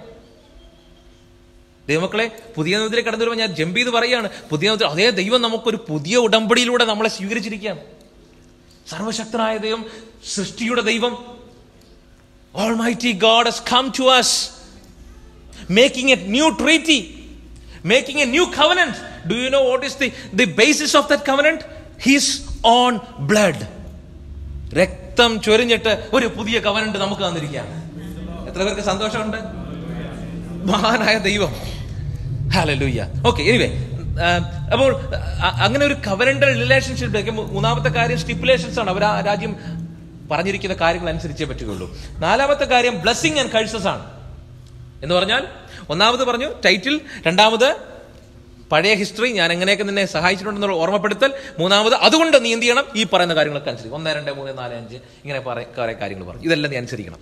ഇനി പറയാണ് നീ ഇത് അനുസരിച്ചു കഴിഞ്ഞാൽ എന്തുണ്ടാകും? അനുസരിച്ചാൽ എന്തനുഗ്രഹം ഉണ്ടാകും? ബ്ലെസ്സിങ്സ്. ഇപ്പൊ മറ്റൊരു രാജ്യമാണ്, ഒരു വലിയ രാജ്യം ചെറിയ രാജ്യത്തിൽ പറയാണ് നിങ്ങൾ ഈ പറയുന്നതൊക്കെ അനുസരിച്ച് കഴിഞ്ഞാൽ എന്തുണ്ടാവും? സമാധാനത്തോടെ നിങ്ങൾക്ക് ജീവിക്കാം. ഇനി ഈ പറയുന്ന കാര്യങ്ങളൊന്നും അനുസരിച്ചില്ല, ഇന്ത്യ പാകിസ്ഥാനോടൊക്കെ പറയുന്ന പോലെ അല്ലേ, അങ്ങനെ ഇടയ്ക്ക് മിസൈൽ ആക്രമണം നടത്തി കഴിഞ്ഞാൽ എന്ത് ചെയ്യും? വിധം മാറും. അപ്പൊ ട്രീറ്റീസ് ഒക്കെ എപ്പോഴും അങ്ങനെയാണ്, സ്റ്റിപ്പുലേഷൻസിലാണ് നിൽക്കുന്നത്. അപ്പൊ ഇസ്രായേലുമായിട്ട് ബന്ധപ്പെടുത്തി എങ്ങനെയാണ് പറയുന്നത്? കർത്താവ് പറയാണ്, ദൈവം പറയാണ്, നിങ്ങൾ ഇത് അനുസരിച്ച്, ഈ കൽപ്പനകളൊക്കെ അനുസരിച്ച് കഴിഞ്ഞാൽ നിങ്ങൾക്ക് നന്മ, ഒരു കുഴപ്പമില്ല, ഞാൻ നല്ലവനായിരിക്കും, വിശ്വസ്തനായിരിക്കും, ബലവനായിരിക്കും, നമ്മൾ സാക്ഷ്യം പറയുന്ന പോലെ. പക്ഷേ ഇതിനപ്പുറത്തേക്ക് നിങ്ങൾ ചലിച്ചു കഴിഞ്ഞാൽ എന്ത് സംഭവിക്കുകയാണ്? കഴ്സസ്, ബ്ലെസ്സിങ് ആൻഡ് കഴ്സസ്. തുടർന്ന് ആ 10 കൽപ്പനകൾക്ക് ശേഷം വരുന്ന എന്താണ്? പിന്നെ ബ്ലെസ്സിങ്സ് ആൻഡ് കഴ്സസ്, അനുഗ്രഹത്തിന്റെയും ശാപത്തിന്റെയും ഒരു ലിസ്റ്റാണ്. ഇത് എക്സാക്ട്ലി സുസ്രൈൻ കോണ്ടെക്സ്റ്റിൽ, പൊളിറ്റിക്കൽ കോണ്ടെക്സ്റ്റിൽ നിന്നുകൊണ്ടാണ് നമ്മൾ അതിനെ പഠിക്കേണ്ടത്. അവിടെ നമ്മൾ കാണുന്ന ഒരു പ്രധാനപ്പെട്ട കാര്യം കിങ്ഡം ഓഫ് ഗോഡ്, ദൈവത്തിന്റെ രാജ്യത്തിന്റെ ഒരു കൺസെപ്റ്റ്. അതാണ് ഞാൻ പറഞ്ഞത്, ആദാമിലൂടെ വന്ന ഹൗവയിലൂടെ, നോഹയിലൂടെ, അബ്രഹാമിലൂടെ ഇസ്രായേൽ വന്നെത്തി നിൽക്കുന്ന ആ ഒരു കിങ്ഡം ഓഫ് ഗോഡിന്റെ കൺസെപ്റ്റ് ഇസ്രായേൽ ഒന്നുകൂടെ 10 കൽപ്പനകൾ കൊടുത്ത് ഊട്ടിയുറപ്പിക്കുകയാണ് ദൈവം. എന്ന് പറഞ്ഞാൽ ഞാൻ മഹാരാജാവാണെന്നും നിങ്ങൾ ആരാണ്? എന്റെ പ്രതിനിധികളായിട്ട് നിന്നുകൊണ്ട് രാജ്യസേവനം ചെയ്യേണ്ട ആ പുരോഹിത രാജാക്കന്മാരും പുരോഹിത രാജ്യത്വം നിങ്ങൾക്കുണ്ട് എന്ന് ദൈവം പറഞ്ഞിട്ടാണ് 20-ാം അധ്യായത്തിൽ ഈ ഒരു കവനന്റിലേക്ക് കൊണ്ടുവരുന്നത്, ഒരു ഉടമ്പടിയിലേക്ക് കൊണ്ടുവരുന്നത്. ഹല്ലേലൂയ. അവിടെ നിന്നാണ് വീണ്ടും സ്റ്റോറി, കിങ്ഡം ഓഫ് ഗോഡിന്റെ സ്റ്റോറി മുൻപോട്ട് കടന്നു പോകുന്നത്. നമ്മൾ അടുത്ത ഭാഗത്തേക്ക് കടന്നു ചെല്ലുകയാണെങ്കിൽ നമ്മൾ കാണുന്നത്, നമ്മൾ ഇനി മനസ്സിലാക്കേണ്ട ഒരു കാര്യമുണ്ട്. ഈ ദൈവരാജ്യത്തിന്റെ കൺസെപ്റ്റ് വളരെ അത്യാവശ്യമായിട്ട് മനസ്സിലാക്കേണ്ട ഒരു കാര്യമുണ്ട്. ഞാൻ നേരത്തെ ചെറുതായിട്ട് ഓർപ്പിച്ചാണ്. ദൈവരാജ്യം എന്ന് പറയുമ്പോൾ എന്നെ ദൈവം ഒരു രാജാവായിട്ട് അല്ലെങ്കിൽ ഇസ്രായേലിനെ രാജാവിന്റെ പ്രതിനിധികളായിട്ട് തിരഞ്ഞെടുക്കുമ്പോൾ തന്നെ 2 രീതിയിലുള്ള ഭരണമാണ് നടക്കുന്നത്. ഒന്ന്, ദൈവത്തിന്റെ ഒരു ഭരണം ഇവരുടെ മേൽ നടക്കുന്നുണ്ട്, അത് അംഗീകരിക്കണം. പലപ്പോഴും നമ്മുടെ ഒരു പ്രശ്നം, ആദമിനും ഹൗവയ്ക്കും ഒക്കെ പറ്റിപ്പോയ പ്രശ്നം എന്ന് പറഞ്ഞാൽ അവർക്ക് രാജാവിന്റെ പ്രതിനിധികളായിട്ട് ഭരിക്കാനൊക്കെ ഇഷ്ടമായിരുന്നു. പക്ഷെ പ്രശ്നം എന്ന് പറഞ്ഞാൽ ഒന്നാമത്തെ പാർട്ടാ, അവർ ആരുടെയോ കീഴിലാണ് എന്നൊരു തോന്നൽ അവർക്ക് പറ്റില്ല. They wanted independence. അത് ഞാൻ പറഞ്ഞത്, the real sin was the desire for an independence. സ്വാതന്ത്ര്യത്തിന് വേണ്ടിയുള്ള എന്തായിരുന്നു, ഒരു ആകാംക്ഷയാണ് ആ പാപം എന്ന് പറയുന്നത്. അപ്പൊ അവർക്ക് ഭരിക്കാനൊക്കെ ഇഷ്ടം. ആർക്കാ ഭരിക്കാൻ ഇഷ്ടമില്ലാത്ത? ഇതൊക്കെ നോക്കി നടത്തുമെന്ന് പറഞ്ഞാൽ ആർക്കും ഇഷ്ടമില്ലാത്ത? മൃഗങ്ങൾക്ക് പേരിടാൻ പറഞ്ഞപ്പോഴത്തേനും ആദം ചാടി വന്ന് പേരിട്ടില്ലേ? എത്ര മൃഗങ്ങളാണ് ഉണ്ടായിരുന്നത്? ഒരു മടിയും കൂടാതെ പേരിട്ടില്ലേ? അപ്പൊ വളരെ സന്തോഷമാണ്. ഭാര്യ കൊടുത്തപ്പോൾ സന്തോഷമായി, അല്ലെ? അവരൊക്കെ 2 പേരുണ്ട്, വളരെ സന്തോഷത്തോടെ അവർ ജീവിതം കഴിക്കുകയാണ്. പക്ഷെ ഇഷ്ടമില്ലാത്തൊരു കാര്യം, അങ്ങനെ ദൈവം പറയുന്നത് മാത്രം അങ്ങനെ അനുസരിച്ച് അങ്ങനെ ശരിയാകുന്നത്. നമുക്ക് വേണേൽ ഭരിക്കാം, സിംഹത്തെയൊക്കെ ഭരിക്കാം, കരടിയെ ഭരിക്കാം, മൃഗത്തെ അല്ലെങ്കിൽ പിന്നെ പക്ഷികളെയൊക്കെ ഭരിക്കാം, വൃക്ഷങ്ങളെയൊക്കെ നോക്കി നടത്താം, വെള്ളം ഒഴിക്കാം, ചെടിക്ക് വെള്ളം ഒഴിക്കാം, ഒന്നും കുഴപ്പമില്ല. പ്രശ്നം എന്ന് പറയുന്നത്, ഇന്നത്തെ പ്രശ്നം അതൊക്കെ തന്നെയാണ്. എല്ലാവരും അവരുടേതായ ഓരോ കിങ്ഡംസ് ആണ് അന്വേഷിക്കുന്നത്. We all need A small kingdom, അല്ലേ? ഇനി കുടുംബത്തിലാണെങ്കിൽ പോലും, സഭയിലാണെങ്കിൽ പോലും, സമൂഹത്തിലാണെങ്കിൽ പോലും, ജോലി സ്ഥലത്താണെങ്കിൽ പോലും ഈ ഒരു പ്രശ്നമാണ് നമ്മളെല്ലാവരും അലട്ടുന്നത്. കാരണം എല്ലാവർക്കും അവരുടേതായ ഒരു കിങ്ഡമാണ് വേണ്ടത്. നമ്മൾ ആരുടെയും പിന്നെ വിധേയപ്പെട്ടു നിന്നുകൊണ്ട് ഒരു ഭരണം നടത്താൻ നമ്മൾ പലപ്പോഴും ആഗ്രഹിക്കുന്നത്. We all wanted our own kingdoms. Angel അല്ലെങ്കിൽ പിന്നെ പിന്നെ ദൈവദൂതന്മാർ, വീണുപോയ ദൈവദൂതന്മാർക്ക് പറ്റിയത് തന്നെയാണ്. അവർക്കും വിധേയപ്പെട്ടു നിൽക്കാൻ എന്തില്ലായിരുന്നു? ഈ ഒരു വിധേയപ്പെടാത്ത അവസ്ഥ, ആ ഒരു മനോഭാവമാണ് ഏറ്റവും വലിയ പാപം എന്ന് പറയുന്നത്. അപ്പൊ കിങ്ഡം ഓഫ് ഗോഡിനെ പഠിക്കുമ്പോൾ 2 തരത്തിലുള്ള അഡ്മിനിസ്ട്രേഷൻ. ഒന്ന്, ദൈവത്തിന്റെ അഡ്മിനിസ്ട്രേഷന് നമ്മൾ വിധേയപ്പെടുക. 2, അങ്ങനെ വിധേയപ്പെടുമ്പോൾ ദൈവം നൽകുന്ന ഒരു അഡ്മിനിസ്ട്രേഷണൽ പവർ ഉണ്ട്, അത് ഉപയോഗിക്കുക. അതാണ് ദൈവരാജ്യത്തിന്റെ ഒരു പ്രധാന കൺസെപ്റ്റ്. ഞാൻ പറഞ്ഞ മനസ്സിലായി? കേട്ടോ നിങ്ങൾ? ഒന്ന്, ദൈവത്തിന്റെ അഡ്മിനിസ്ട്രേഷന് കീഴിൽ നമ്മൾ എന്ത് ചെയ്യുക? വരിക. Complete dependence on God. അതിനുശേഷം ദൈവം നൽകുന്ന അഡ്മിനിസ്ട്രേഷണൽ പവർ ഉപയോഗിക്കുക. ഈ കാഴ്ചപ്പാട്, ഈ ഒരു ലൈൻ ക്ലിയർ ആവണം. നമ്മൾ 2ാമത്തെ കാര്യം ചെയ്യാൻ തയ്യാറാണ്. നമുക്ക് അതോറിറ്റി വേണം. We want power. നമ്മൾ ഭരിക്കാൻ ആഗ്രഹിക്കുന്നു. We want domain. We want to do lot of things. പക്ഷെ 1ാമത്തെ ലൈൻ ക്ലിയർ ആവണം. ആ ക്ലിയർ ആകുന്നില്ലെങ്കിൽ ഈ രാജ്യത്ത് നഷ്ടപ്പെടുകയാണ്. അതാ മനസ്സിലാക്കുന്നത്. ദൈവരാജ്യത്തിന്റെ കൺസെപ്റ്റ് അല്ലെങ്കിൽ ആദമിന്റെ ഹൗവയുടെയൊക്കെ ജീവിതം താറുമാറാകുന്നത് 1ാമത്തെ കാര്യം മാറുന്നില്ല. ദൈവത്തിന്റെ പൂർണ്ണാധികാരം ഒന്നും നഷ്ടപ്പെടുന്നില്ല. പിന്നെ ആരുടെ അധികാരമാണ് നഷ്ടപ്പെടുന്നത്? ഇവർക്ക് ദൈവമായിട്ട് ബന്ധമില്ലാതെ വരുമ്പോൾ ആരുമായിട്ടാണ് നഷ്ടപ്പെടുന്നത്? ഇവരുടെ രാജ്യത്ത് നഷ്ടപ്പെടുകയാണ്. ഞാൻ പറഞ്ഞ മനസ്സിലായോ? ആ കൺസെപ്റ്റ് വേണം ചിന്തിക്കാൻ. വീണ്ടും നമ്മൾ ഇസ്രായേലിന്റെ ചരിത്രത്തിലൂടെ മുമ്പോട്ട് പോവുകയാണെങ്കിൽ, ഞാൻ 5 മിനിറ്റ് നിർത്താം. ഇസ്രായേലിന്റെ ചരിത്രത്തിലൂടെ മുമ്പോട്ട് പോകുമ്പോൾ വീണ്ടും അടുത്തൊരു പ്രധാന പോയിന്റ് എന്ന് പറയുന്നത് ജഡ്ജസ് ആണ് നമ്മൾ കാണുന്നത്. ജഡ്ജസ്, ന്യായാധിപന്മാരുടെ ചരിത്രം, അല്ലേ? ഇസ്രായേൽ മുൻപോട്ട് പോവുകയാണ്. അവര് വാഗ്ദത്ത നാട്ടിലൊക്കെ വന്നിട്ട് അവരെ ഭരിക്കുന്ന ആരാണ്? അവിടെ ഒരു രാജാവ് അവർക്കില്ല. പിന്നെ ആരാണ്? ദൈവം അവർക്ക് വേണ്ടി ആരെയാണ് ആക്കി കൊടുക്കുന്നത്? നിയമിക്കുന്നത് ന്യായാധിപന്മാരാണ്. നോക്കി, ന്യായാധിപന്മാരുടെ കാലത്ത് പോലും അവരുടെ യഥാർത്ഥ നേതാവ് ആരാണ്? അവരെ ഭരിക്കുന്ന ആരാണ്? യഥാർത്ഥത്തിൽ അവരെ ഭരിക്കുന്നത് ഒരു തിയോക്രസി, ദൈവത്തിന്റെ മുഴുവൻ കൺട്രോളിലാണ് ഈ മനുഷ്യർ നിൽക്കുന്നു എന്ന് നമ്മൾ കാണുന്നുണ്ട്. തിയോക്രസിയാണ്. ഈ ന്യായാധിപന്മാരുടെയും പ്രധാനപ്പെട്ട 2 കർത്തവ്യം എന്ന് പറയുന്നത്, ഒന്ന്, ഈ ജനത്തെ വിടുവിക്കുക, deliver God's people, and administer, rule God's people എന്നുള്ള 2 കാര്യങ്ങളാണ് പ്രധാനമായിട്ട് കാണുന്നത്. അപ്പം അവരെയും ദൈവം തിരഞ്ഞെടുക്കുമ്പോൾ സാധാരണ അന്നത്തെ രാജ്യങ്ങൾ കണ്ടുവരുന്ന പൊളിറ്റിക്കൽ സിസ്റ്റത്തിൽ കണ്ടുവരുന്ന ഒരു രീതിയിലല്ലായിരുന്നു അവരെ ജഡ്ജസിനെ നിയമിക്കാൻ. ജഡ്ജസ് എന്ന് പറഞ്ഞാൽ ന്യായം വിധിക്കുക, ശരി ഏതാണ് തെറ്റേതാണെന്ന് പറയാൻ വേണ്ടി മാത്രമല്ല. ജഡ്ജസ് എന്ന കൺസെപ്റ്റ്, ബൈബിളിലെ ജഡ്ജ് എന്ന കൺസെപ്റ്റ് എന്താണ്? നമ്മുടെ ഇന്നത്തെ കൺസെപ്റ്റ് ആണെങ്കിൽ കോർട്ടിൽ നിന്നുകൊണ്ട് ന്യായം പറയുക, അല്ലേ? ശരി ഏതാണ് തെറ്റാണെന്ന് പറയുക. പക്ഷെ അതല്ല. ബൈബിളിലെ ന്യായാധിപന്മാരുടെ വ്യത്യസ്തത എന്ന് പറഞ്ഞാൽ അവർ ഇറങ്ങിച്ചെന്ന് ആരെ വിടുവിക്കണം? ദുഷ്ടന്മാരുടെ കയ്യിൽ നിന്ന് നീതിമാന്മാരെ വിടുവിക്കുക. അത് മാത്രമല്ല, ദുഷ്ടത ചെയ്യുന്നവർക്ക് എന്ത് കൊടുക്കുക? ശിക്ഷ കൊടുക്കുക. അപ്പൊ ഇങ്ങനെ ഡെലിവർ ആൻഡ് എസ്റ്റാബ്ലിഷ് ജസ്റ്റിസ് എന്നുള്ള രണ്ട് കൺസെപ്റ്റ്, ഡെലിവർ ആൻഡ് റൂൾ എന്ന കൺസെപ്റ്റാണ് ജഡ്ജസ് നമ്മൾ പ്രധാനമായിട്ട് കാണുന്നത്. എന്നാൽ മനസ്സിലാക്കേണ്ട ഒരു കാര്യം, ആ സമയത്തും Israel was under complete control of God. ദൈവമാണ് അവരെ എന്ത് ചെയ്തുകൊണ്ടിരുന്നത്? ഭരിച്ചുകൊണ്ടിരുന്നത്. അപ്പൊ പ്ലാൻ എന്താണ്? ഇസ്രായേലിലൂടെ മുഴു ലോകത്തിലേക്കും ദൈവത്തിന്റെ രാജ്യം പ്രദർശിപ്പിക്കുക. ആദമുൽ ഹവ്വയും തുടങ്ങിയ അതേ കാഴ്ചപ്പാട്. എന്നൊരു കാര്യം മനസ്സിലാക്കണം, അബ്രഹാമിനോട് ദൈവം ചെയ്തൊരു ഉടമ്പടിയുണ്ട്. എന്താണ് 17-ാം അധ്യായത്തിൽ ചെയ്തത്? ഞാൻ നിന്നിൽ നിന്ന് ആരെ കൊണ്ടുവരും? രാജാക്കന്മാരെ കൊണ്ടുവരും എന്നുള്ളത് ആരുടെ തീരുമാനമാണ്? ദൈവത്തിന്റെ തീരുമാനമാണ്. രാജാക്കന്മാരെ കൊണ്ടുവരിക. ഇത് പൊളിറ്റിക്കൽ വേർഷൻ ആണെങ്കിലും പൊളിറ്റിക്കൽ വേർഷൻ അല്ല എങ്കിലും ലോകത്തെ ഭരിക്കുന്ന, ലോകത്തിന് നീതി നടപ്പാക്കുന്ന, ലോകത്തിൽ ദൈവത്തിന്റെ മാജസ്റ്റിയും പവറും കാണിച്ചു കൊടുക്കുന്ന രാജാക്കന്മാരെ കൊണ്ടുവരും എന്നുള്ള ദൈവത്തിന്റെ ഉത്തമമായ ബോധ്യമാണ്, അല്ലെങ്കിൽ ദൈവത്തിന്റെ പ്ലാൻ തന്നെയാണ്. ജെനസിസ് 17:6 നമ്മൾ കാണുന്നുണ്ട്. പക്ഷെ ഒരു കാര്യം, നമ്മൾ ഈ ചരിത്രം മുൻപോട്ട് പോകുമ്പോൾ മനസ്സിലാക്കുന്ന കാര്യം, they were impatient. People of God were impatient. അവർക്കൊട്ടും ക്ഷമയില്ലായിരുന്നു. നമ്മൾ ആ കാഴ്ച കാണുന്നുണ്ട്. ഇംപേഷ്യന്റ് ആയ അവര് ലോക ജനതയുടെ അല്ലെങ്കിൽ രാജഭരണത്തെയും രാജാക്കന്മാരെയൊക്കെ കണ്ടിട്ട് അവർ ശമൂവേലിനോട് ചെന്ന് പറയുന്നൊരു കാര്യമുണ്ട്. എന്താണ്? ഞങ്ങൾക്ക് ആരെ വേണം? മറ്റുള്ളവർക്ക് ഉള്ളതുപോലെ ഞങ്ങൾക്കൊരു രാജാവിനെ വേണം. സി, ജെനസിസ് 17 നമ്മൾ വായിക്കുന്നുണ്ട്, അവരിൽ നിന്ന് രാജാക്കന്മാരെ പുറത്തു കൊണ്ടുവരാൻ ആർക്ക് ആഗ്രഹമുണ്ട്? ദൈവത്തിന്റെ പ്ലാൻ ഉണ്ട്. പക്ഷേ they were impatient. God was waiting for his own time. ദൈവം ഉറപ്പായിട്ടും കൊണ്ടുവന്നേനെ. ദൈവത്തിന്റെ കാഴ്ചപ്പാട് വലുതാണ്. പക്ഷേ ഇവിടെ മനുഷ്യൻ ഇംപേഷ്യന്റ് ആകുകയാണ്, ക്ഷമയില്ലാതായി മാറുകയാണ്. അവിടെ ദൈവത്തോട് ചെന്നിട്ട് പറയുകയാണ്, ഞങ്ങൾക്ക് ഒരു രാജാവിനെ വേണം. ശമൂവേലിനോട് പറയണം, ഞങ്ങൾക്ക് ഒരു രാജാവിനെ വാഴിച്ചു തരണം. ദൈവത്തിന് ആഗ്രഹമുണ്ട്. ഇതൊക്കെ നമ്മുടെ ജീവിതമായിട്ട് തട്ടിച്ചൂടെ നമുക്ക് തോന്നണം. പല കാര്യങ്ങളും നമ്മൾ എന്താ പറയുക, ദൈവത്തിന്റെ പല പദ്ധതികൾ നമ്മുടെ ജീവിതത്തിലുണ്ട്. പക്ഷെ പല സമയത്ത് നമ്മൾ ഇംപേഷ്യന്റ് ആയി പോകുന്നത് കൊണ്ട്, അബ്രഹാമിന്റെ ജീവിതത്തിൽ ഇംപേഷ്യന്റ് ആയി പോയപ്പോഴാണ് ഇസ്മായിൽ ജനിച്ചത്. അപ്പൊ അതുപോലെ തന്നെ ഇസ്രായേലിന്റെ കാര്യത്തിൽ ഇംപേഷ്യന്റ് ആയി പോയത് കൊണ്ടാണ് ശൗൽ എന്ന വീണുപോയ രാജാവ് ഉണ്ടായത്. ഞാൻ പറഞ്ഞ് മനസ്സിലായോ? ശൗലിന് ശേഷം വന്ന ദാവീദ് രാജാവാണ്, ഒരു പെർഫെക്റ്റ് കിങ് ആയിട്ട് ബൈബിളിൽ ചിത്രീകരിക്കുന്ന ഒരു കിങ്, രാജാവ്.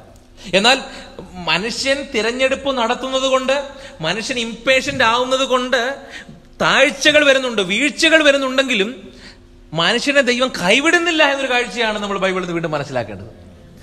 ഇസ്മായിൽ ജനിച്ചെങ്കിൽ കൂടി അബ്രഹാമിന് എന്ത് ചെയ്യുന്നില്ല? ദൈവം കൈവിടുന്നില്ല. ആദം ഹവ്വയും പാപം ചെയ്തു, വീഴ്ച പറ്റി അവരുടെ, പക്ഷെ എന്നിട്ടും ദൈവം കൈവിടുന്നില്ല. അടുത്തൊരു തലമുറയെ ദൈവം എടുക്കുകയാണ്. ഇസ്രായേൽ ഇംപേഷ്യന്റായി, അവർക്ക് ക്ഷമയില്ലാതായി, അവർ അക്ഷമരായി തീർന്നു. അവർക്ക് രാജാവിനെ വേണമായിരുന്നു. അങ്ങനെ ശൗലിനെ പെട്ടെന്ന് ദൈവം കൊടുക്കുകയാണ്. പക്ഷെ ശൗല് വീണ് പോയിട്ടും അവരെ ദൈവം കൈവിട്ടില്ല. ഒരു ദാവീദിനെ കൊണ്ടുവന്നിട്ട് അത് മുഴുവൻ റിസ്റ്റോർ ചെയ്യുകയാണ്. നമ്മുടെ ജീവിതത്തിലും നമ്മുടെ ഇംപേഷ്യന്റ് ആയിട്ടുള്ള നമ്മുടെ സ്വഭാവം, ആറ്റിറ്റ്യൂഡ് പലപ്പോഴും വീഴ്ചകൾ ജീവിതത്തിൽ കൊണ്ടുവരുന്നുണ്ട്. എന്നാൽ നമ്മൾ മടങ്ങി വരുമ്പോൾ, ദൈവത്തിന്റെ സ്നേഹം വീണ്ടും നമ്മളിലേക്ക് വരുമ്പോൾ, നമ്മുടെ വീഴ്ചകളെയൊക്കെ മാറ്റി നമ്മളെ റിസ്റ്റോർ ചെയ്യാനാണ് ദൈവത്തിന്റെ യഥാർത്ഥ പ്ലാൻ എന്ന് പറയുന്നത്. എത്ര പേർക്ക് അത് വിശ്വാസമുണ്ട്? God will restore me. എന്റെ വീഴ്ചകളെ പരിഹരിച്ച് ദൈവം എന്നെ റിസ്റ്റോർ ചെയ്യുമെന്ന് എത്ര പേർ വിശ്വസിക്കുന്നുണ്ട്? ഹല്ലേലൂയ. ആ ഒരു കാഴ്ചപ്പാടാണ് കിങ്ഡം ഓഫ് ഗോഡ് കാഴ്ചപ്പാട്. അങ്ങനെയാണ് ദാവീദ് എന്ന രാജാവിലേക്ക് മുഴുവൻ കോൺസെൻട്രേഷൻ വരുന്നത്. ശൗൽ എന്ന രാജാവ് വരികയാണ്. നോക്കൂ, ഇവിടെ രാജാക്കന്മാരുടെ കാര്യം പറയുമ്പോൾ പോലും ദൈവം ഒരു രാജാവിനെ അവരുടെ ആവശ്യപ്രകാരം കൊടുത്തെങ്കിൽ പോലും, anointing, God's servants have to anoint kings. ആരാണ് ഈ രാജാക്കന്മാരെ അഭിഷേകം ചെയ്യുന്നത്? അതൊരു പൊളിറ്റിക്കൽ കിങ്സ് ആണ്. പൊളിറ്റിക്കൽ കിങ്സ്, അവർ ഇസ്രായേലിന്റെ രാജ്യത്തെ നയിക്കുന്നവരാണെങ്കിൽ കൂടി ആരാണ് ഈ രാജാക്കന്മാരെ വാഴിക്കുന്നത്? പ്രവാചകന്മാരെയാണ് അധികാരപ്പെടുത്തിയത്. ഈ രാജാക്കന്മാരെ അധികാരപ്പെടുത്തുന്നത്, അഭിഷേകം ചെയ്യുന്ന ആരാണ്? പ്രവാചകന്മാരാണ്. ദാവീദാണ്, ശൗലാണ്, ശലോമോനാണ് രാജ്യം ഭരിക്കുന്നതെങ്കിലും യഥാർത്ഥത്തിൽ ഭരിക്കുന്ന ആരാണെന്നറിയാമോ? പ്രവാചകന്മാരാണ്. ഞാൻ പറഞ്ഞ മനസ്സിലായോ? യഥാർത്ഥത്തിൽ ഇതിനകത്തെ ക്രൂഷ്യൽ, അല്ലെങ്കിൽ ഇതിനകത്തെ പ്രധാനപ്പെട്ട കണ്ണി എന്ന് പറയുന്ന പ്രവാചകന്മാരാ. രാജാക്കന്മാർ എപ്പോഴൊക്കെ ഭരിച്ചിട്ടുണ്ടോ അന്നേരം എല്ലാം പ്രവാചകന്മാരുണ്ടായിരുന്നു. എന്നാൽ പ്രവാചകന്മാരില്ലാത്ത കാലഘട്ടമാണ് ഇസ്രായേലിന്റെ ശാപം എന്ന് പറയുന്നത്. രാജാക്കന്മാർക്കും ദൈവത്തിനും ഇടയിലായിട്ട് ദൈവിക ദൂതുകൾ, ദൈവത്തിന്റെ അഡ്മിനിസ്ട്രേഷൻ. നോക്കൂ, രാജാക്കന്മാരെ ദൈവം തിരഞ്ഞെടുത്തത് മനുഷ്യനെ ഭരിക്കാനാണ്. പ്രവാചകരെ ദൈവം തിരഞ്ഞെടുത്തത് ഈ രാജാക്കന്മാരെ അഡ്മിനിസ്ട്രേറ്റ് ചെയ്യാനാണ്. ദൈവരാജ്യത്തെ മുഴുവൻ, അല്ലെങ്കിൽ രാജാക്കന്മാരെ മുഖ്യമായിട്ട്. അതാണ് ഞാൻ പറഞ്ഞത്, രണ്ട് കണ്ണികൾ. ദൈവരാജ്യത്തിന്റെ രണ്ട് പ്രധാനപ്പെട്ട ലിങ്ക് നമ്മൾ മനസ്സിലാക്കണം. ഒന്ന്, ദൈവവുമായിട്ട്, ദൈവത്തിന്റെ വാക്ക് കേട്ട് ദൈവമായിട്ട് വിധേയപ്പെട്ട് ജീവിക്കുക. 2, ആ ജീവിതം എന്ത് ചെയ്യുക, ആ വിധേയപ്പെട്ട് നിന്നുകൊണ്ട് ദൈവത്തിന്റെ അഡ്മിനിസ്ട്രേഷനിലേക്ക് നമ്മൾ കടന്നു വരിക, ദൈവത്തിന്റെ അതോറിറ്റി വിനിയോഗിക്കുക. അപ്പൊ ഇവിടെ പ്രവാചകന്മാർ, God's chosen prophets, they have a leading role in the kingdom of Israel. അപ്പൊ ദാവീദാണ് ഭരിക്കുന്നതെങ്കിലും ഇതിനെ ചുക്കാൻ പിടിക്കുന്നത്, നിയന്ത്രിക്കുന്ന ആരാണ്? ശമൂവേലായിരിക്കും. രാജാക്കന്മാരാണ് ഭരിക്കുന്നത്, പക്ഷെ ഇതിന്റെ കൺട്രോൾ മുഴുവൻ. അതുകൊണ്ടാണ് ഏലിയ പറഞ്ഞത്, ഞാൻ പറഞ്ഞിട്ടല്ലാതെ ഇവിടെ മഞ്ഞും മഴയും ഉണ്ടാകത്തില്ല. രാജാവിന് പറയാൻ പറ്റുമോ എന്നുള്ള കാര്യങ്ങൾ? അവിടെ പറയാണ്, ആഹാബേ നീയാ ഭരിക്കുന്നതെങ്കിലും നിനക്ക് കൺട്രോൾ ഇല്ല. നിനക്ക് കൺട്രോൾ ഇല്ലാത്ത കാര്യങ്ങളുടെ കൺട്രോൾ എന്റെ കയ്യിൽ ദൈവം തന്നിട്ടുണ്ട്. എത്ര പേർക്ക് വിശ്വാസമുണ്ട് അങ്ങനെയുള്ള കാര്യങ്ങള്? ഹല്ലേലൂയ. ദൈവം സാർവഭൂമിക്കും രാജാവാകുന്നു. ആഹാബ് ഓർത്തു, ആഹാബിന്റെ കയ്യിൽ ചെങ്കോലുള്ളത് കൊണ്ട്, രാജ്യത്തിന്റെ ഭരണവും അധികാരം ഉള്ളത് കൊണ്ടാണ് ഞാനാണ് സർവാധികാരി എന്ന് പറയാണ്. പക്ഷെ അന്നേരമാണ് പൊടുന്നനെ മുടിനീട്ടി വളർത്തിയ, ചിലപ്പോൾ സാധാരണ കാഷായ വസ്ത്രം ധരിച്ച ഒരു സാധാരണ മനുഷ്യൻ, ഒരു അഡ്രസ്സും ഇല്ലാത്തൊരു മനുഷ്യനെ ദൈവം തിരഞ്ഞെടുത്തിട്ട് അവൻ ആഹാബിന്റെ രാജസന്നിധിയിലേക്ക് എന്നിട്ട് പറയാണ്, ആഹാബെ നീയല്ല ഭരിക്കുന്നത്, ഇവിടെ ഭരിക്കുന്ന ഒരു രാജാവുണ്ട്. ആ രാജാവിന്റെ ദാസനാണ് ഞാൻ. നിനക്ക് രാജസ്ഥാനം തന്ന, നിന്നെ രാജാവായിട്ട് അഭിഷേകം ചെയ്തൊരു ദൈവമുണ്ടെന്ന് നീ ഓർക്കണം. അവനെ കൂടാതെ നിനക്ക് ഭരിക്കാൻ കഴിയില്ല. നിന്നെ തിരഞ്ഞെടുത്തത് രാജാവിന്റെ പുരോഹിത രാജാവായിട്ട് നിൽക്കാൻ വേണ്ടിയാണ്. ദൈവത്തോട് ബന്ധപ്പെട്ടതുകൊണ്ട് മുഴു ലോകത്തിനും അനുഗ്രഹിക്കാനാണ് നിന്നെ ദൈവം തിരഞ്ഞെടുത്തിരിക്കുന്നത്. നീ അതെപ്പോഴൊക്കെ തെറ്റിക്കുന്നുണ്ടോ അന്നേരം എന്റെ അടി നിന്റെ മേൽ വരുമെന്നാണ് പ്രവാചകന്മാർ വന്ന് പറയുന്നത്. ഹല്ലേലൂയ. ഞാനിവിടെ നിർത്തുകയാണ്. നമ്മൾ അടുത്ത ആഴ്ചയിൽ തുടർന്നത് കാണും, നമ്മളത് വീണ്ടും ചിന്തിക്കും. നമുക്ക് ഇന്നും അത് പുതിയ നിയമത്തിലേക്ക് കണക്ട് ചെയ്യാൻ കഴിഞ്ഞില്ല. പക്ഷേ അതിനൊരു പശ്ചാത്തലം ക്ലിയർ ആയിട്ട് പറഞ്ഞതിന് ശേഷം മാത്രമേ പുതിയ നിയമത്തിലേക്ക് ഈ കണക്ട് ചെയ്യാൻ കഴിയുള്ളൂ. അതുകൊണ്ടാണ് ഞാൻ ആ പശ്ചാത്തലത്തിൽ വീണ്ടും വിവരിക്കുന്നത്. അപ്പം ഇനി ദാവീദിനെ ബേസ് ചെയ്തുകൊണ്ട് ആ കിങ്ഡത്തിന്റെ കൺസെപ്റ്റ് രൂപപ്പെടുന്നത് നമ്മൾ വീണ്ടും കാണും. അങ്ങനെയാണ് പുതിയ നിയമത്തിലേക്ക് നമ്മൾ കടന്നു വരുമ്പോൾ ദാവീദ് എന്ന രാജാവിന്റെ ദാവീദ് എന്ന രാജാവിന്റെ ആ ജീനിയോളജിയിലാണ് യേശു ക്രിസ്തു ജനിക്കുന്നത്. അപ്പം നമ്മൾ യേശുവിനെ ദാവീദുമായിട്ട് കണക്ട് ചെയ്യുമ്പോൾ ദാവീദിനെ നമ്മൾ അബ്രഹാമായിട്ട് കണക്ട് ചെയ്യും. അബ്രഹാമുമായിട്ട് ദാവീദിനെ കണക്ട് ചെയ്യുമ്പോൾ അബ്രഹാമിനെ നമ്മൾ ആദവുമായിട്ട് കണക്ട് ചെയ്യും. അവിടെയാണ് നമ്മൾ ആ ഏദനിൽ നിന്ന് ആരംഭിക്കുന്ന ദൈവരാജ്യത്തിന്റെ കൺസെപ്റ്റ് നമ്മൾ കാണുന്നത്. നമുക്ക് കണ്ണുകടയ്ക്കാം, നമുക്ക് പ്രാർത്ഥിക്കാം ഒരു നിമിഷം.